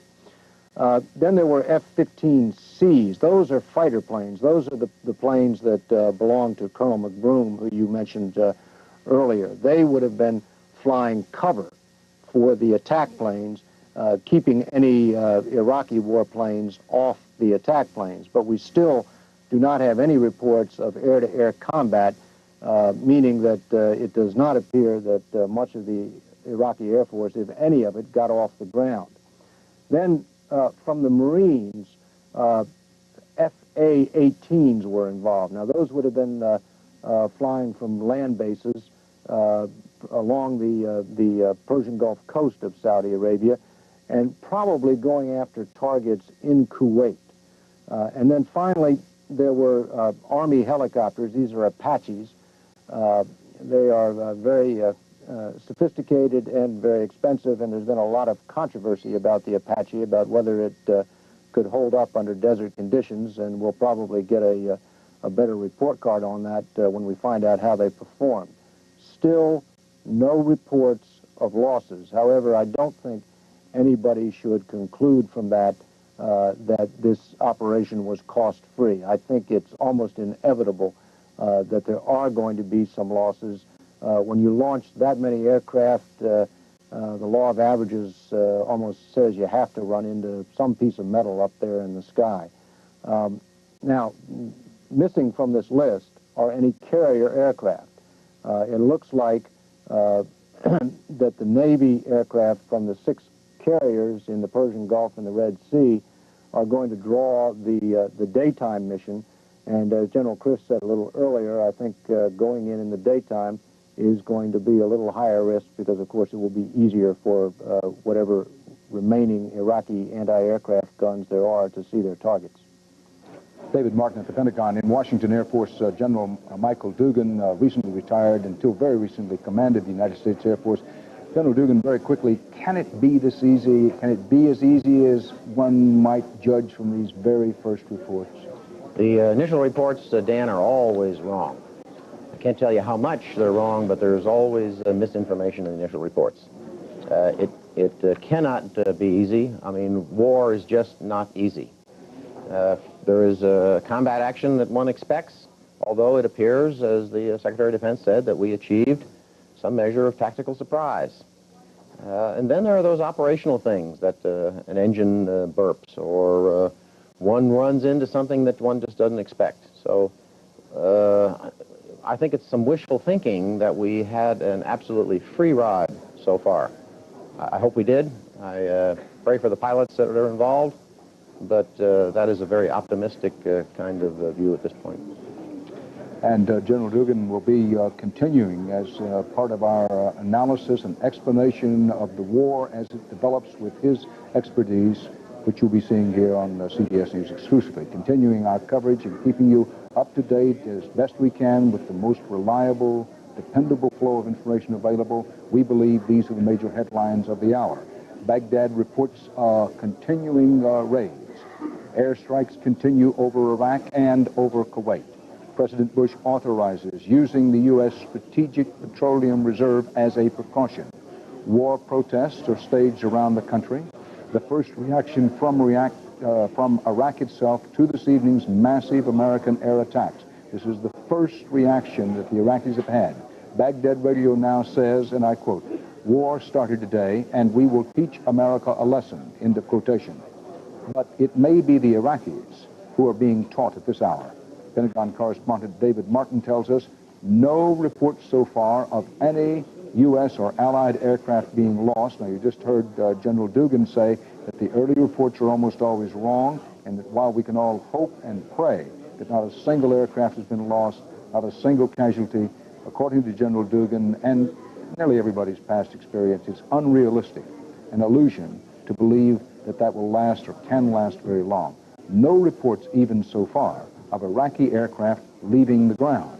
The offensive, the tremendous air offensive, wave after wave of planes flying against targets in Iraq and in Kuwait, so far, the offensive entirely in the air. The only ground contact artillery shells, Iraqi artillery shells from Kuwait hitting one Saudi Arabian refinery just across the Kuwaiti border near the Persian Gulf.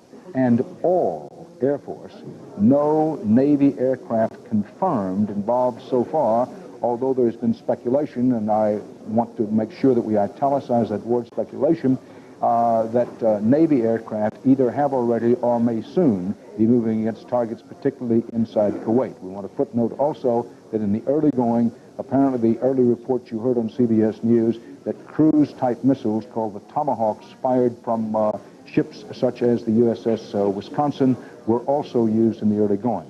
And the word is that Iraq's Scud missile sites were hit very hard, particularly those sites closest and of most danger to Israel. Defense Secretary Richard Cheney says the mission is going, and I quote the Defense Secretary now, very, very well, unquote. From the White House, President Bush called coalition members. He did not consult them in advance, the White House saying that there was no need to consult the allies and coalition members in advance. President Bush has sent a letter to House and Senate leaders on Capitol Hill. No contact reported yet with the Soviets. Some war protests around the country are reported to be gathering steam. That's also the case in some places in Europe. Now, Saddam Hussein has just appeared on Baghdad broadcast, and Tom Fenton has been monitoring that in Israel. We bring in now Tom Fenton. Tom, are you Hello? there? Yes, Tom. Dan, I'm here. Israeli radio reports that a person that they think is Saddam Hussein is now speaking on Iraqi radio. I have to emphasize that they think it's Saddam Hussein, and in the speech so far, there is no word of concession. Now, if this is Saddam Hussein, it could have been something that was recorded earlier. We had these reports, of course, that one of Saddam Hussein's homes have been destroyed. He's got a number of them, and of course he would be moving around from place to place. I emphasize that we're not sure that it's him, but we think it's Saddam Hussein. Tom, it may be worth mentioning that from our trips into Baghdad, including the most recent one, first of all, and one doesn't want to joke about this, but the Iraqis have a man who could very well win a Saddam Hussein look-alike contest, who regularly appeared on Iraqi television to read statements from Saddam Hussein. And this man's voice, it had the same timbre as Saddam Hussein's. He had the same speech rhythms and patterns. We used to sit in a hotel room in Baghdad and say, this is incredible. This guy looks like Saddam Hussein. He sounds like Saddam Hussein. So it's just noting that it could be, particularly in the chaos and fog of early war here, that what's being heard on Baghdad radio is someone who sounds like Saddam Hussein but is not him. This is something we'll be monitoring as time goes along to try to determine whether, in fact, it is Saddam Hussein who's addressing the Iraqi people on Baghdad radio. We do know that Baghdad radio, in its first response to the American air attacks, has been defiant, saying, quote, "We will teach the Americans a lesson," unquote. Saddam Hussein said repeatedly, he said it to CBS News, he said it to others, and his foreign minister, Tariq Aziz, said it in the interview we did with him, and then said later in a news conference that nobody in the United States should mislead themselves that if a war started, that Iraq would see the whole world as a battlefield with terrorism as one of the weapons, and that they would be trying to strike Iraq. It remains to be seen whether they can and will make good on those threats. Right now, the military focus is on the air power, high-tech, sophisticated, very expensive air weapons being rained down on Iraqis, both inside Iraq and in Kuwait. Those airstrikes consisting of not only manned aircraft, but also cruise-type missiles. Now, our CBS News coverage throughout the evening will be continuing. We'll bring you up to date as much as possible. We're trying to underscore regularly with you, and we hope it doesn't become redundant, but we feel so strongly about it that we're still in the early hours of war in and around the Persian Gulf. The Iraqis are absorbing tremendous punishment in the early going.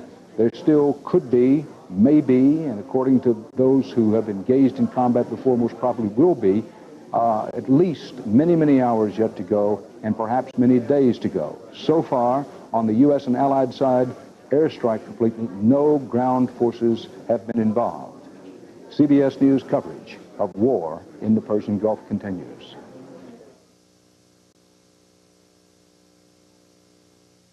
This is another 10/11 special report on the showdown in the Gulf. We've been getting reaction to the start of war from Nebraskans. Many of the protests we've been seeing in Nebraska against war have involved university students. Now, that's been true nationally. Mary Jane Bruce has been on the University of Nebraska Lincoln campus this evening getting the reaction of students. Mary Jane. Young people, of course, think a lot about issues of war and peace, and of course think about the draft. Not that there has been any mention of instituting a draft. President Bush has said he believes it will all be over very quickly using the forces that they have, but of course that's on the minds of young people. As you mentioned, we were down at the City Campus Student Union where students are watching and wondering how the war will affect them. Takeoff we've had. On campus, students are tuned in to each development. Their opinions are mixed. Less than 24 hours after the United Nations resolution expired, to go on the attack and to use the amount of force, though some people might suggest makes sense so that we end this quickly. But the other way to end it quickly was not to start it at all. I think that if we hadn't done something, then things would be actually a lot worse off in the future than by doing something now. I think it won't be over quickly because we have, with the terrorism and stuff, they're going to retaliate in some fashion like that. Because if they lose, you know, they're just not going to leave it at that. They're going to start, like they say, bring the war to the United States. Now, I really have mixed feelings about what's going on. First of all, I'm scared about what's going on. I mean, I don't really care to go to war over nothing, you know, and risk my life for nothing. But if it has to boil down to that, I'll be patriotic to this country. I am not for war in any way, shape, or form. I think that it was a decision that was planned and thought out. I think we gave Saddam every chance to get out. As you can see, there are a lot of mixed emotions. Any word on any planned protests to continue? Or? Not really. There was quite a big crowd gathered around the television sets at the Union, and apparently, and from what I heard in talking to students at the dorms as well, and perhaps we'll see some activity over the next few days. Okay, Mary Jane, thank you very much. From the governor's mansion tonight, Governor Ben Nelson said Nebraskans stand behind their friends and neighbors and fellow Americans who served in the armed forces. He echoed thoughts of others tonight, saying that while not everyone agrees with the call to war, our primary objective and hope is to bring our brave men and women home soon. Our Nebraskans serving there, I'm concerned about their families and friends and all the Americans that would be involved. I think we all have a lot of prayers going out right now for their safety. Governor Nelson was in Omaha tonight. Nebraska Senator Bob Kerrey was one of the leaders against the use of force. But with the fighting underway, Kerry says he stands 100% behind the president. Kerry says there can be no dissent at all tonight. I certainly have none. Let's hope this is over in a hurry. We all are praying for soldiers and the troops. Kerry says his previous description of policy was political policy. Kerry says now that the military option has been chosen, the political suggestions he made have become irrelevant. Earlier this evening, we spoke with Adjutant General Stanley Hang, commander of Nebraska's National Guard. Hang says there are approximately 115 Nebraska Guardsmen in Saudi Arabia involved in what is now called Operation Desert Storm. And most of them are part of the 24th Medical Company. General Hang says it's possible for more Guardsmen to be sent to the Persian Gulf. It just depends on, in my opinion, how extended the conflict becomes, because the bulk of Nebraska's Guard units belong to a 67th Infantry Brigade, and they are a combat brigade. They're part of a 35th Division, which is a Midwestern Guard division, and in the event this conflict goes on for some time, it's quite possible that the 67th could get alerted and mobilized as a rotational unit to replace some combat units now in place over there. We asked General Hang if he thought this would be a long war. He said, in his opinion, he didn't think so.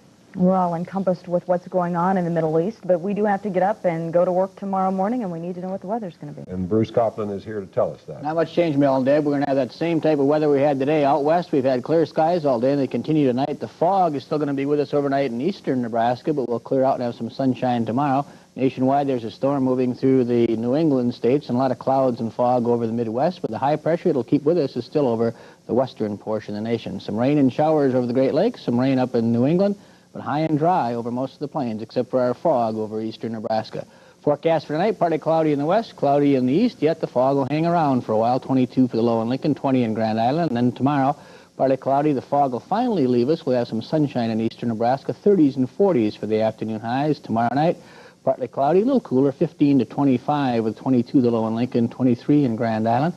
Then we start warming up on Friday, upper 40s in the east, 50s out west, including 47 in Lincoln and 50 in Grand Island, and kind of warm and dry through the weekend. A little cooler on Sunday, temperatures in the 30s, and warm up again on Monday. But the fog should finally be leaving us by tomorrow morning. But there are no fog advisories out there? No fog advisories, just the same nuisance fog we've had all day. Okay, thank you, Bruce. That concludes our 10-11 special reports for tonight. We'll return with our regular morning cut-ins at 7:25. Now, CBS News is expected to continue its reporting throughout the night, and 10-11 will stay on the air for as long as CBS continues, now, even if that's all night long. Right. And I'm sure that tonight we'll all be hoping and praying for the safety of our troops and that this war will be of short duration. Stay tuned now for continuing CBS News coverage of the showdown in the Gulf.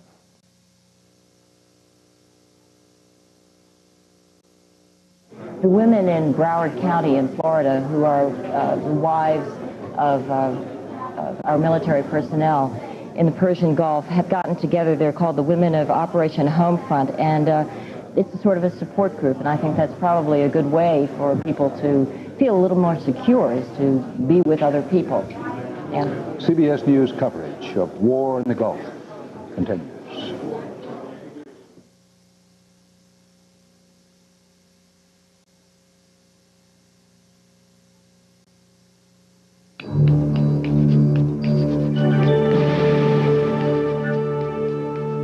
You are watching CBS News continuing coverage of Showdown in the Gulf. From CBS News headquarters in New York, here is Dan Rather. The center of Showdown in the Gulf, up to and including now, the air war. United States and allied forces, British, Saudi Arabian, Kuwaiti included, but primarily U.S. Air Forces attacking Iraqi positions inside Iraq and in Kuwait. More developments by the minute in the Persian Gulf War include these. First word from Baghdad, quote, "We will teach America and its allies a lesson," unquote. That's the first official response from Baghdad. No confirmation yet of the earlier report that Saddam Hussein might be talking to the Iraqis over Baghdad radio during this hour. Wave after wave of thunder from the air delivered on Baghdad and other Iraqi targets. Not much resistance reported. No word yet of casualties. President Bush opens the nation's strategic oil reserve as a precaution. Mission after mission took off from bases inside Saudi Arabia to hit their targets. A British Tornado warplane was seen flying off toward Iraq. David Martin at the Pentagon says there are no reports of air-to-air combat. As General Michael Dugan, our CBS News consultant, has emphasized, that doesn't mean there hasn't been air-to-air contact. It means that there are no reports yet of any air-to-air fighting. Nor are there any reports yet of combat on the ground. The U.S. plan has been right along to unload a tremendous air offensive to get air superiority, to knock out any offensive capability by the Iraqis before even thinking about launching any ground offenses. Most European military experts believe that when there is ground combat, if there is to be ground combat, that the United States forces will not assault Kuwait directly, that instead they will engage in some kind of flanking movement. But thus far, no fighting reported on the ground. That is welcome news, of course, at Fort Bragg, North Carolina, home of the 82nd Airborne Division serving in Saudi Arabia. Family and friends watch television to keep up to the minute on news affecting their loved ones tonight. I'm scared. Well, there was one really truly not be surprised. In the financial markets, oil prices soared, and then they fell back a little. Exactly where they are at this moment is a little hard to tell. Keep in mind that most of the open oil markets closed during the afternoon, but a lot of cash transactions were happening behind closed doors.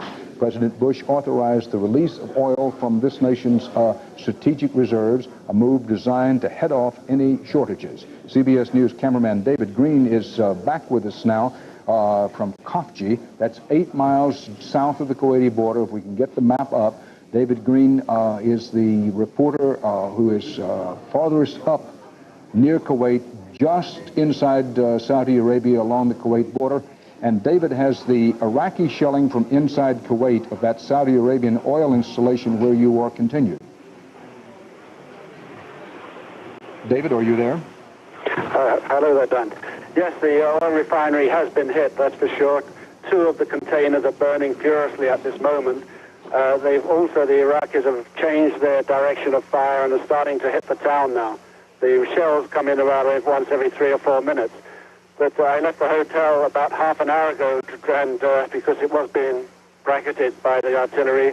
But we went towards the border to have a look, and unfortunately, every position between here and the border that was being manned by the Saudis is empty. There's not one Saudi between here and the border. They've all gone. And you said earlier, David, you don't know where those Saudi forces, which are supposed to serve as a tripwire just inside Saudi Arabia, have gone. It could be that they're redeploying. Well, yes, yeah, but we need somebody to stop the first line. There's nobody between here and the border in the first 8 miles. They could just walk in here, the Iraqis, if they wanted. David, you mentioned earlier what the weather was. What is the weather in that part of Saudi Arabia and near Kuwait? Well, it's daybreak now, and there's a very thin cloud cover. Moderately, temperature-wise, it's fine, but there's a ghost town now. There's nobody around here at all. Have you seen offshore in the Persian Gulf any of the great U.S. naval armada that we know is nearby? Well, just before we left the hotel, we thought we saw 4 landing craft, but now we cannot find them we keep looking with the binoculars, but we do not know where they've gone. But we thought we did see 4 landing craft out there, just as the dawn was breaking. Have you heard air attacks inside Kuwait from where you are, David? I have not heard anything in the way of aerial fire or any return fire from this side of the border going back. There's been absolutely nothing. And what you have seen, David, and you've seen with your own eyes, is Iraqi artillery from inside Kuwait hitting that Saudi Arabian oil installation there at Khafji. And yes, and the smoke from that goes up about half a mile and then trails back towards Kuwait, so the wind is heading towards Kuwait. But yes, that is exactly what is going on here, yes. David, I know you look through the camera, you take pictures when you can. Have you been able to take any photographs, and if so, photographs of what?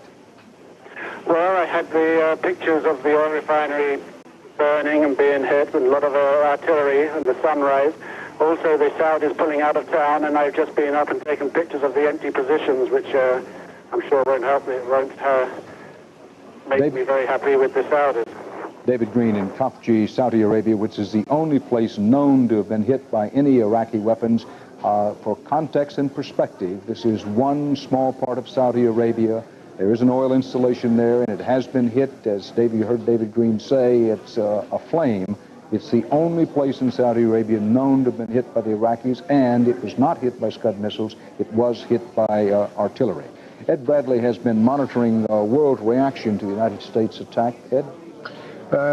Dan, one of the problems is that in covering an air war like this is that if you're not there, you can't see it, and these planes are hitting all over Iraq and areas in Kuwait, and we can't be in all of those places to tell what's going on. One of the other problems is that it has been at the middle of the night there. The sun's just up in those areas, so reaction has been slow in coming in, particularly from Europe, where it's still early morning.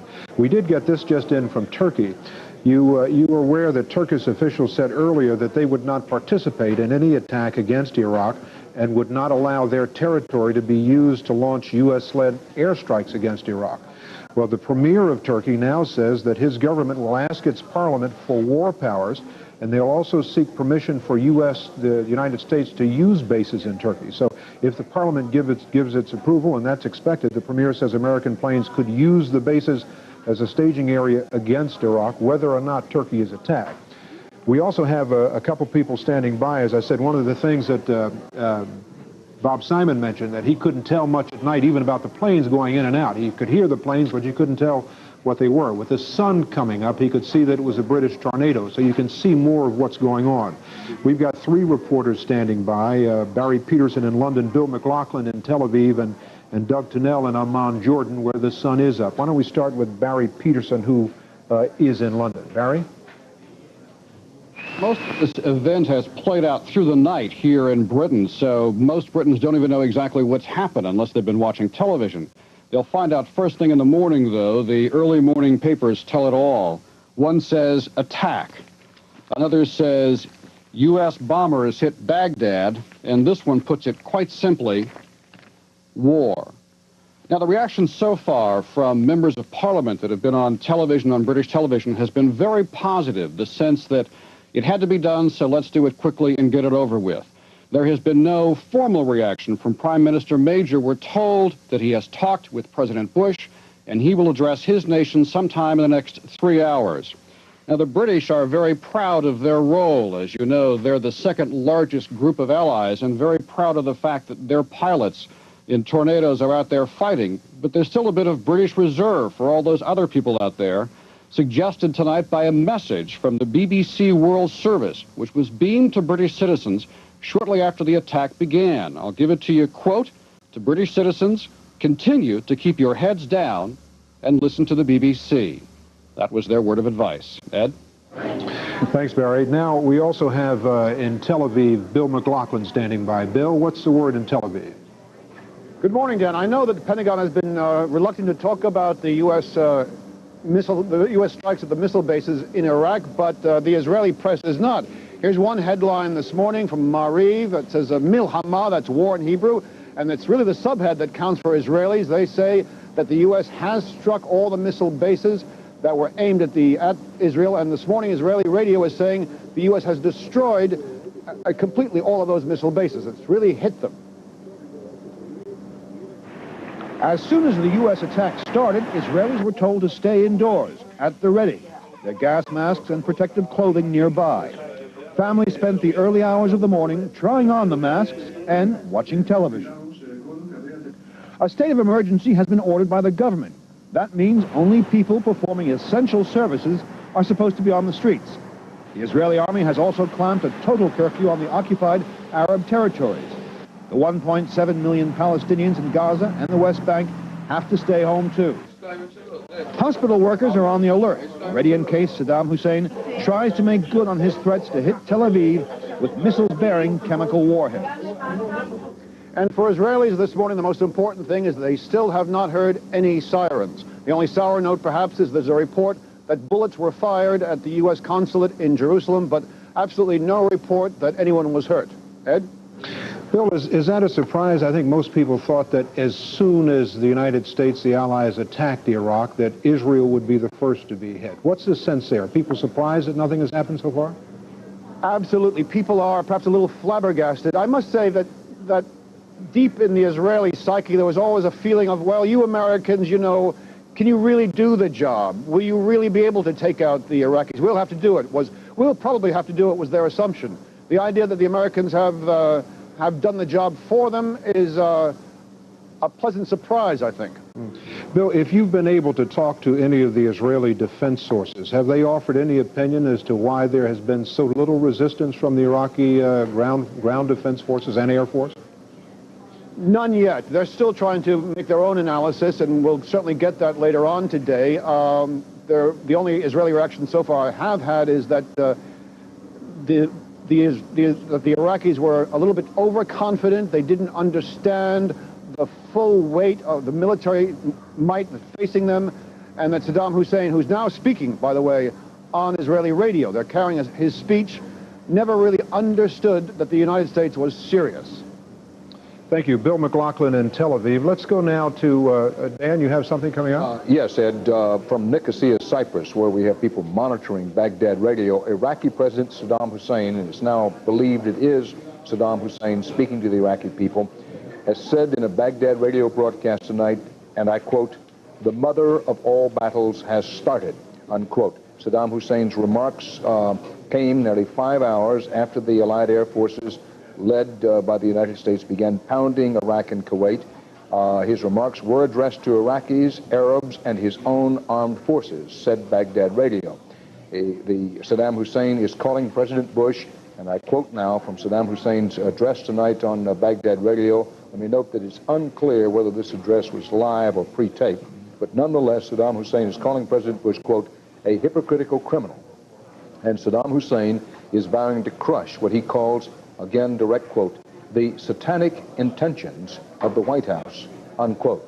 So from Baghdad, from Saddam Hussein, defiance and a promise that it's a long way from being over. When you were there, did you get any sense of the personal security around him? I read one story that said that he had 54 bunkers. He could choose one of 54. Did you get any sense of Yes, I think he had at least 54 bunkers, and I think in the very early stages, the first time we were in Baghdad, very early in August, the Iraqis and Saddam Hussein himself, they expected the United States to hit very quickly in August, once it became clear what President Bush's attitude was, and they were a little surprised it didn't hit immediately. At that time, Saddam Hussein was moving around the country, bunker to bunker, quite a little bit. Now, he seemed to feel, and during our second trip there when we did the interview, and I spent 3 hours with him in the Baghdad palace, he seemed to feel that movement and unpredictability was his greatest security.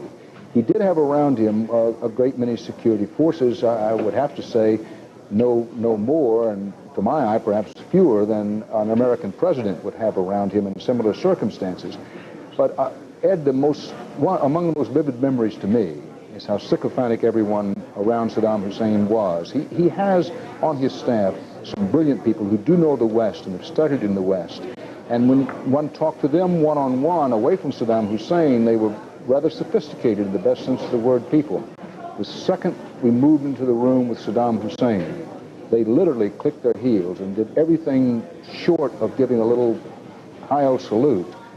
And the whole atmosphere in the room, the whole impression was nobody but nobody talks back or talks up to Saddam Hussein, with the possible exception, the only person in the room The information minister, a man who was with him in prison when Saddam Hussein was in prison, the guy who did his laundry when he was in prison, seemed to be the only man in the room with body language and timbre of voice who would even consider even suggesting something contrary to what Saddam himself was saying. Thanks, Dan. I think one person who I think may have been the only person who saw this coming, who sensed it might be coming when it did, was King Hussein in Jordan, who, in the remarks that I heard reported yesterday in his speech to his people, there was a sense that he thought it would come sooner rather than later. We have now standing by in Amman, Jordan, Doug Tennell. Doug, what is the sense of what's going to happen in Amman now from your perspective? Well, Ed, as the bombs fall in Kuwait and in Iraq, in the Gulf, people here in Amman, as the sun just comes over the mountain, are waiting for the fallout. As people wake up and get caught up with all the news of the night, it's expected there will be fallout here, and in fact, it's expected to be angry. There will be, it's widely expected to be civil unrest. There are so many people in Jordan who support Iraq, who support Saddam Hussein, both Palestinians and Jordanians, that there's likely to be trouble, and the authorities are bracing for that. The government and the military are on full alert, not only for attacks from the outside, but also for troubles from within. U.S. diplomats are taking no chances. They, in the middle of the night, shortly after the war began, gathered in the compound of the U.S. Embassy here in Amman. They are implementing a security contingency plan to keep themselves safe. Their staff has been reduced considerably over the last few weeks. We too have been monitoring some of the remarks by Saddam Hussein on Baghdad radio, and as we piece that together, it's very difficult. Our technicians here tell us that the signal seemed to be heavily jammed as he spoke. But one of the things that he is said to have said is, "We will teach the Americans and their allies a lesson they will never forget in their lives." And of course, Americans all around the Arab world now, and American interests all around the Arab world now, will wait today to see exactly what that means, how great the anger, and what form it takes. Ed? Thanks, Doug. Dan, as the sun continues to move across the Middle East and towards Europe, I'm sure we'll have more reports to bring. Thanks, Ed. Storylines of the moment. First response from Baghdad. Saddam himself making statements. Hundreds of aircraft bomb Iraq and Kuwait, Iraqi forces inside Kuwait.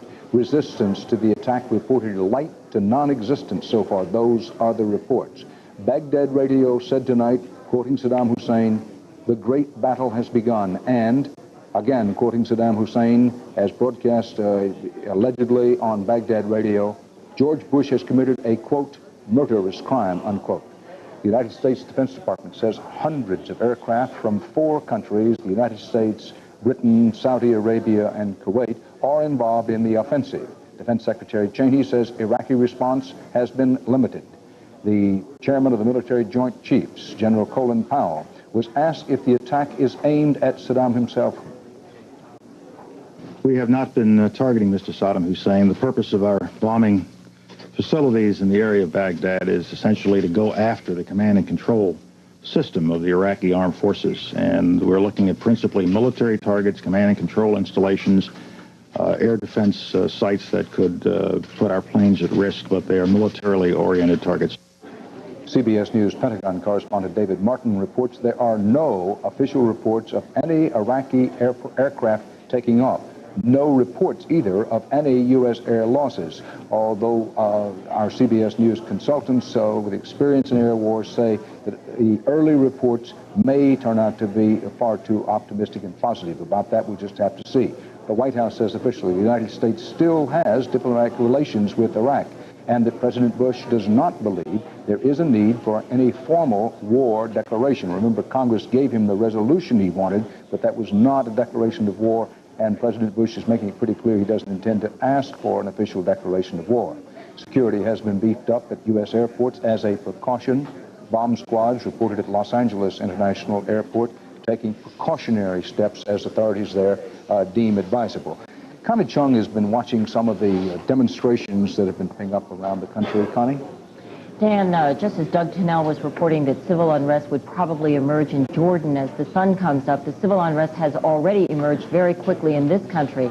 In New York, a few hundred demonstrators began marching from Times Square across 42nd Street to the United Nations. And tonight, they are there at the United Nations. This is a live picture. There are close to 1,000, maybe more than 1,000 there. The crowd swelled quickly and spontaneously. They're chanting, "Power to the people and no blood for oil." A police officer has been hurt, at least one arrest, but as you can see, it's rather quiet right now. There are demonstrations all across the country, in Washington, D.C., in Austin, Texas, in Harrisburg, Pennsylvania, Huntington, West Virginia. I think what we find is that there are certain constants and certain givens, Dan, when it comes to American public opinion and their evaluations of war and peace. Point number one is that people tend to rally around the president. There's a feeling of patriotism. Most American people out there are probably at home in support of the action tonight, as opposed to these demonstrators who have come out spontaneously. Point number two is that a short war is supported, that as the war drags on, it begins to wane. As casualties build, it begins to wane, and the American public tends to lose its patience. Point number three is that in recent years, the Americans appear to want to avoid war as long as possible. And point number four is that there are some who just are more anti-war than others are. Hey, that's such a good point. You know, anybody who's ever seen combat, even as a non-combatant, even in the way the reporters get to see it, you know, everybody says what men in combat fear most is death. That isn't really true. They do fear it, of course, but what they fear most is that they will die or get injured, and no one will really know what it was like. It's a sense of aloneness. And time again on my recent trips to the Persian Gulf and around, soldiers, sailors, airmen, and Marines would say, don't let them at home fail to support us. And I think that it's pretty much turned out to be the case, that the one difference between now and the Vietnam era, people do seem to have been able to make a difference in their mind. Listen, I support our military people in and around the Gulf. When they come back, they're going to be a hero with me, whatever happens. That was another lesson learned from Vietnam. Exactly. But with some people, I don't support the policy or I don't support the president. And up to and including now, the American public overall and in general has been able to make that differentiation in their own mind. And we can say to our U.S. military people, men and women, the public is behind you, even those who don't support the policy itself. If it's true that money talks in war as in other things, may want to note that while oil prices shot up $3 a barrel in cash trading behind closed doors tonight as the war with Iraq began, crude oil prices hit $40 a barrel in cash trading in New York, but then settled back to $35 a barrel late in the evening. We'll have more about the economic impact and the war itself as CBS News coverage of the Persian Gulf War continues.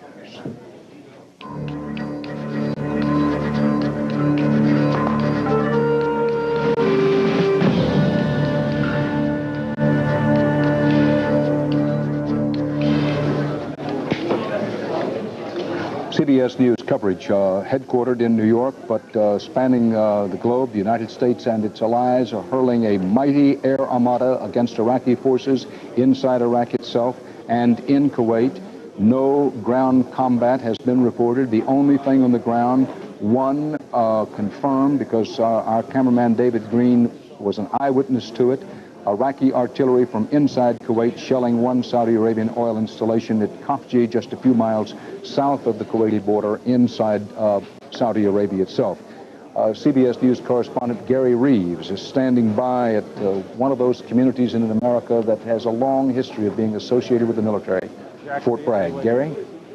Dan, we are here live right now in North Carolina, where, you know, this time of year normally the passion is basketball, but emotions are running here so high right now, they actually canceled tonight's North Carolina State basketball game. And that's understandable. We're here in Fayetteville at Fort Bragg.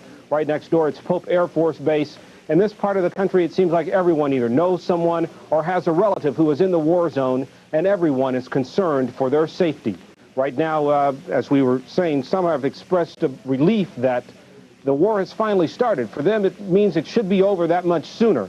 But there are many others who are not feeling that way. I watched with a group of Army wives while President Bush made his speech tonight. Their mood was somber, and the women were questioning whether the president's goals are really worth their husbands making the ultimate sacrifice. Linda Eichelberger's husband is a helicopter pilot, and she is afraid for him, and she is frightened that her son may have to grow up without his father. A member of the Arab League and a member of the United Nations was crushed. Its people brutalized. 5 months ago. I support my husband 100%. I support him in the job that he does. But if he does not come back home, I cannot sit up here and say I'm happy and proud that he was fighting for America, because I just can't see it. The only thing I'm concerned about right now is I have a son here. If my husband does not come back, what's going to happen to my child? It is certain that Linda Eichelberger doesn't speak for all the Army wives. We have talked to many here who say that they fully support the president's policy. But politics aside, one thing they all do agree on right now, that is the hope that tonight's bombardment is enough to convince Saddam Hussein that the path to peace makes more sense than to continue the war. Dan? Gary, I know you've been talking to a lot of those families. Do they understand, do they know how personally and directly we all want to communicate with them, our solidarity with them in this, their hour of concern and fear? However one may feel about the policy, what the president has done, it's war and we understand it. Is there a feeling, do they understand that? Really they do, Dan. They understand that everyone supports their husbands. They know that's one lesson we all learned from Vietnam, and that is that we've got to stick behind the men that we send out to do the duty of the country, because they're sent there as representatives of all of us. And they understand that, and they sympathize with that. But at the same time, they are the ones that are going to have to make the sacrifice, and they really wonder if people understand their point of view, that when the men die, it's their husbands, and that it's going to be tough for them to go on with life no matter what happens after that. As you went there today, visiting family to family, person to person with your notebook in hand, did you get a sense, or did you not, that people understand what this is about, what the goal is, what the military calls the strategic mission is, why we're there? That's another perturbing thing, Dan. I watched with these women as, once again, President Bush tried to enunciate just why we are there. And still they have the same questions that it seems like people all over the country have. Yes, they understand that, I mean, I did talk to many people who said, yeah, they got to stop this guy. I talked to wives who said, yes, I understand that if we don't stop Hussein here, we're going to have to stop him somewhere else later, and it'll be that much worse. So there is a lot of understanding of that, but there's just as much questioning, and it's no different, I don't think, from the families of the military men than it is anywhere else in America. It's just as divided as the congressional debate was last week. It's always easy to describe war in terms of, quote, win and, quote, lose. Is there an understanding, do they have a belief that they know, these families, what win is in this war? They're really afraid that win or lose, it won't be over quickly. They're really afraid that win or lose, especially when their husbands may have to stay there for a long time, that even if the war stops, that we won't get out of Saudi Arabia. And that is the one thing I think they did take from the president's speech, that when he said that they won't have to stay there a long time, I think they really appreciated that. But once again, there's a won't believe it until I see it kind of feeling among these women. Gary Reeves at Fort Bragg, North Carolina. Thanks, Gary. Here are among the other late developments in what is now war in the Persian Gulf. A war to last how long, no one at this hour can say. Iraqi President Saddam Hussein is bitterly attacking George Bush on Baghdad radio. We noted before, well, again, that it's impossible to tell whether this was a live address or was done by pre-recorded videotape.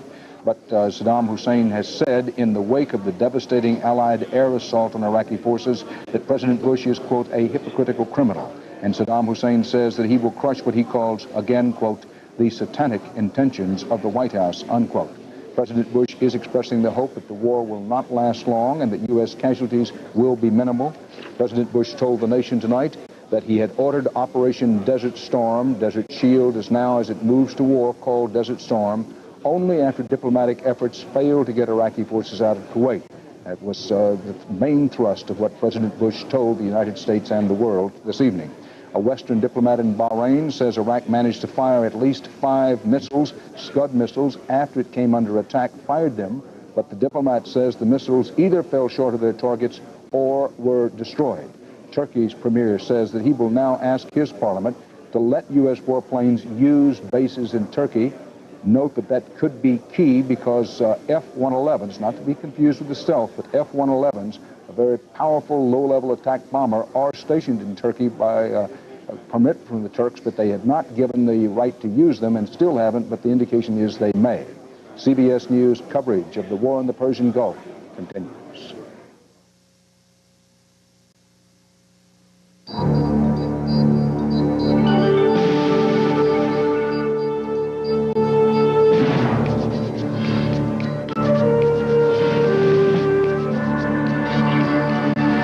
You are watching CBS News continuing coverage of Showdown in the Gulf. From CBS News headquarters in New York, here is Dan Rather. CBS News correspondent Walter Cronkite is again joining our coverage from CBS News headquarters in New York. Bob Simon.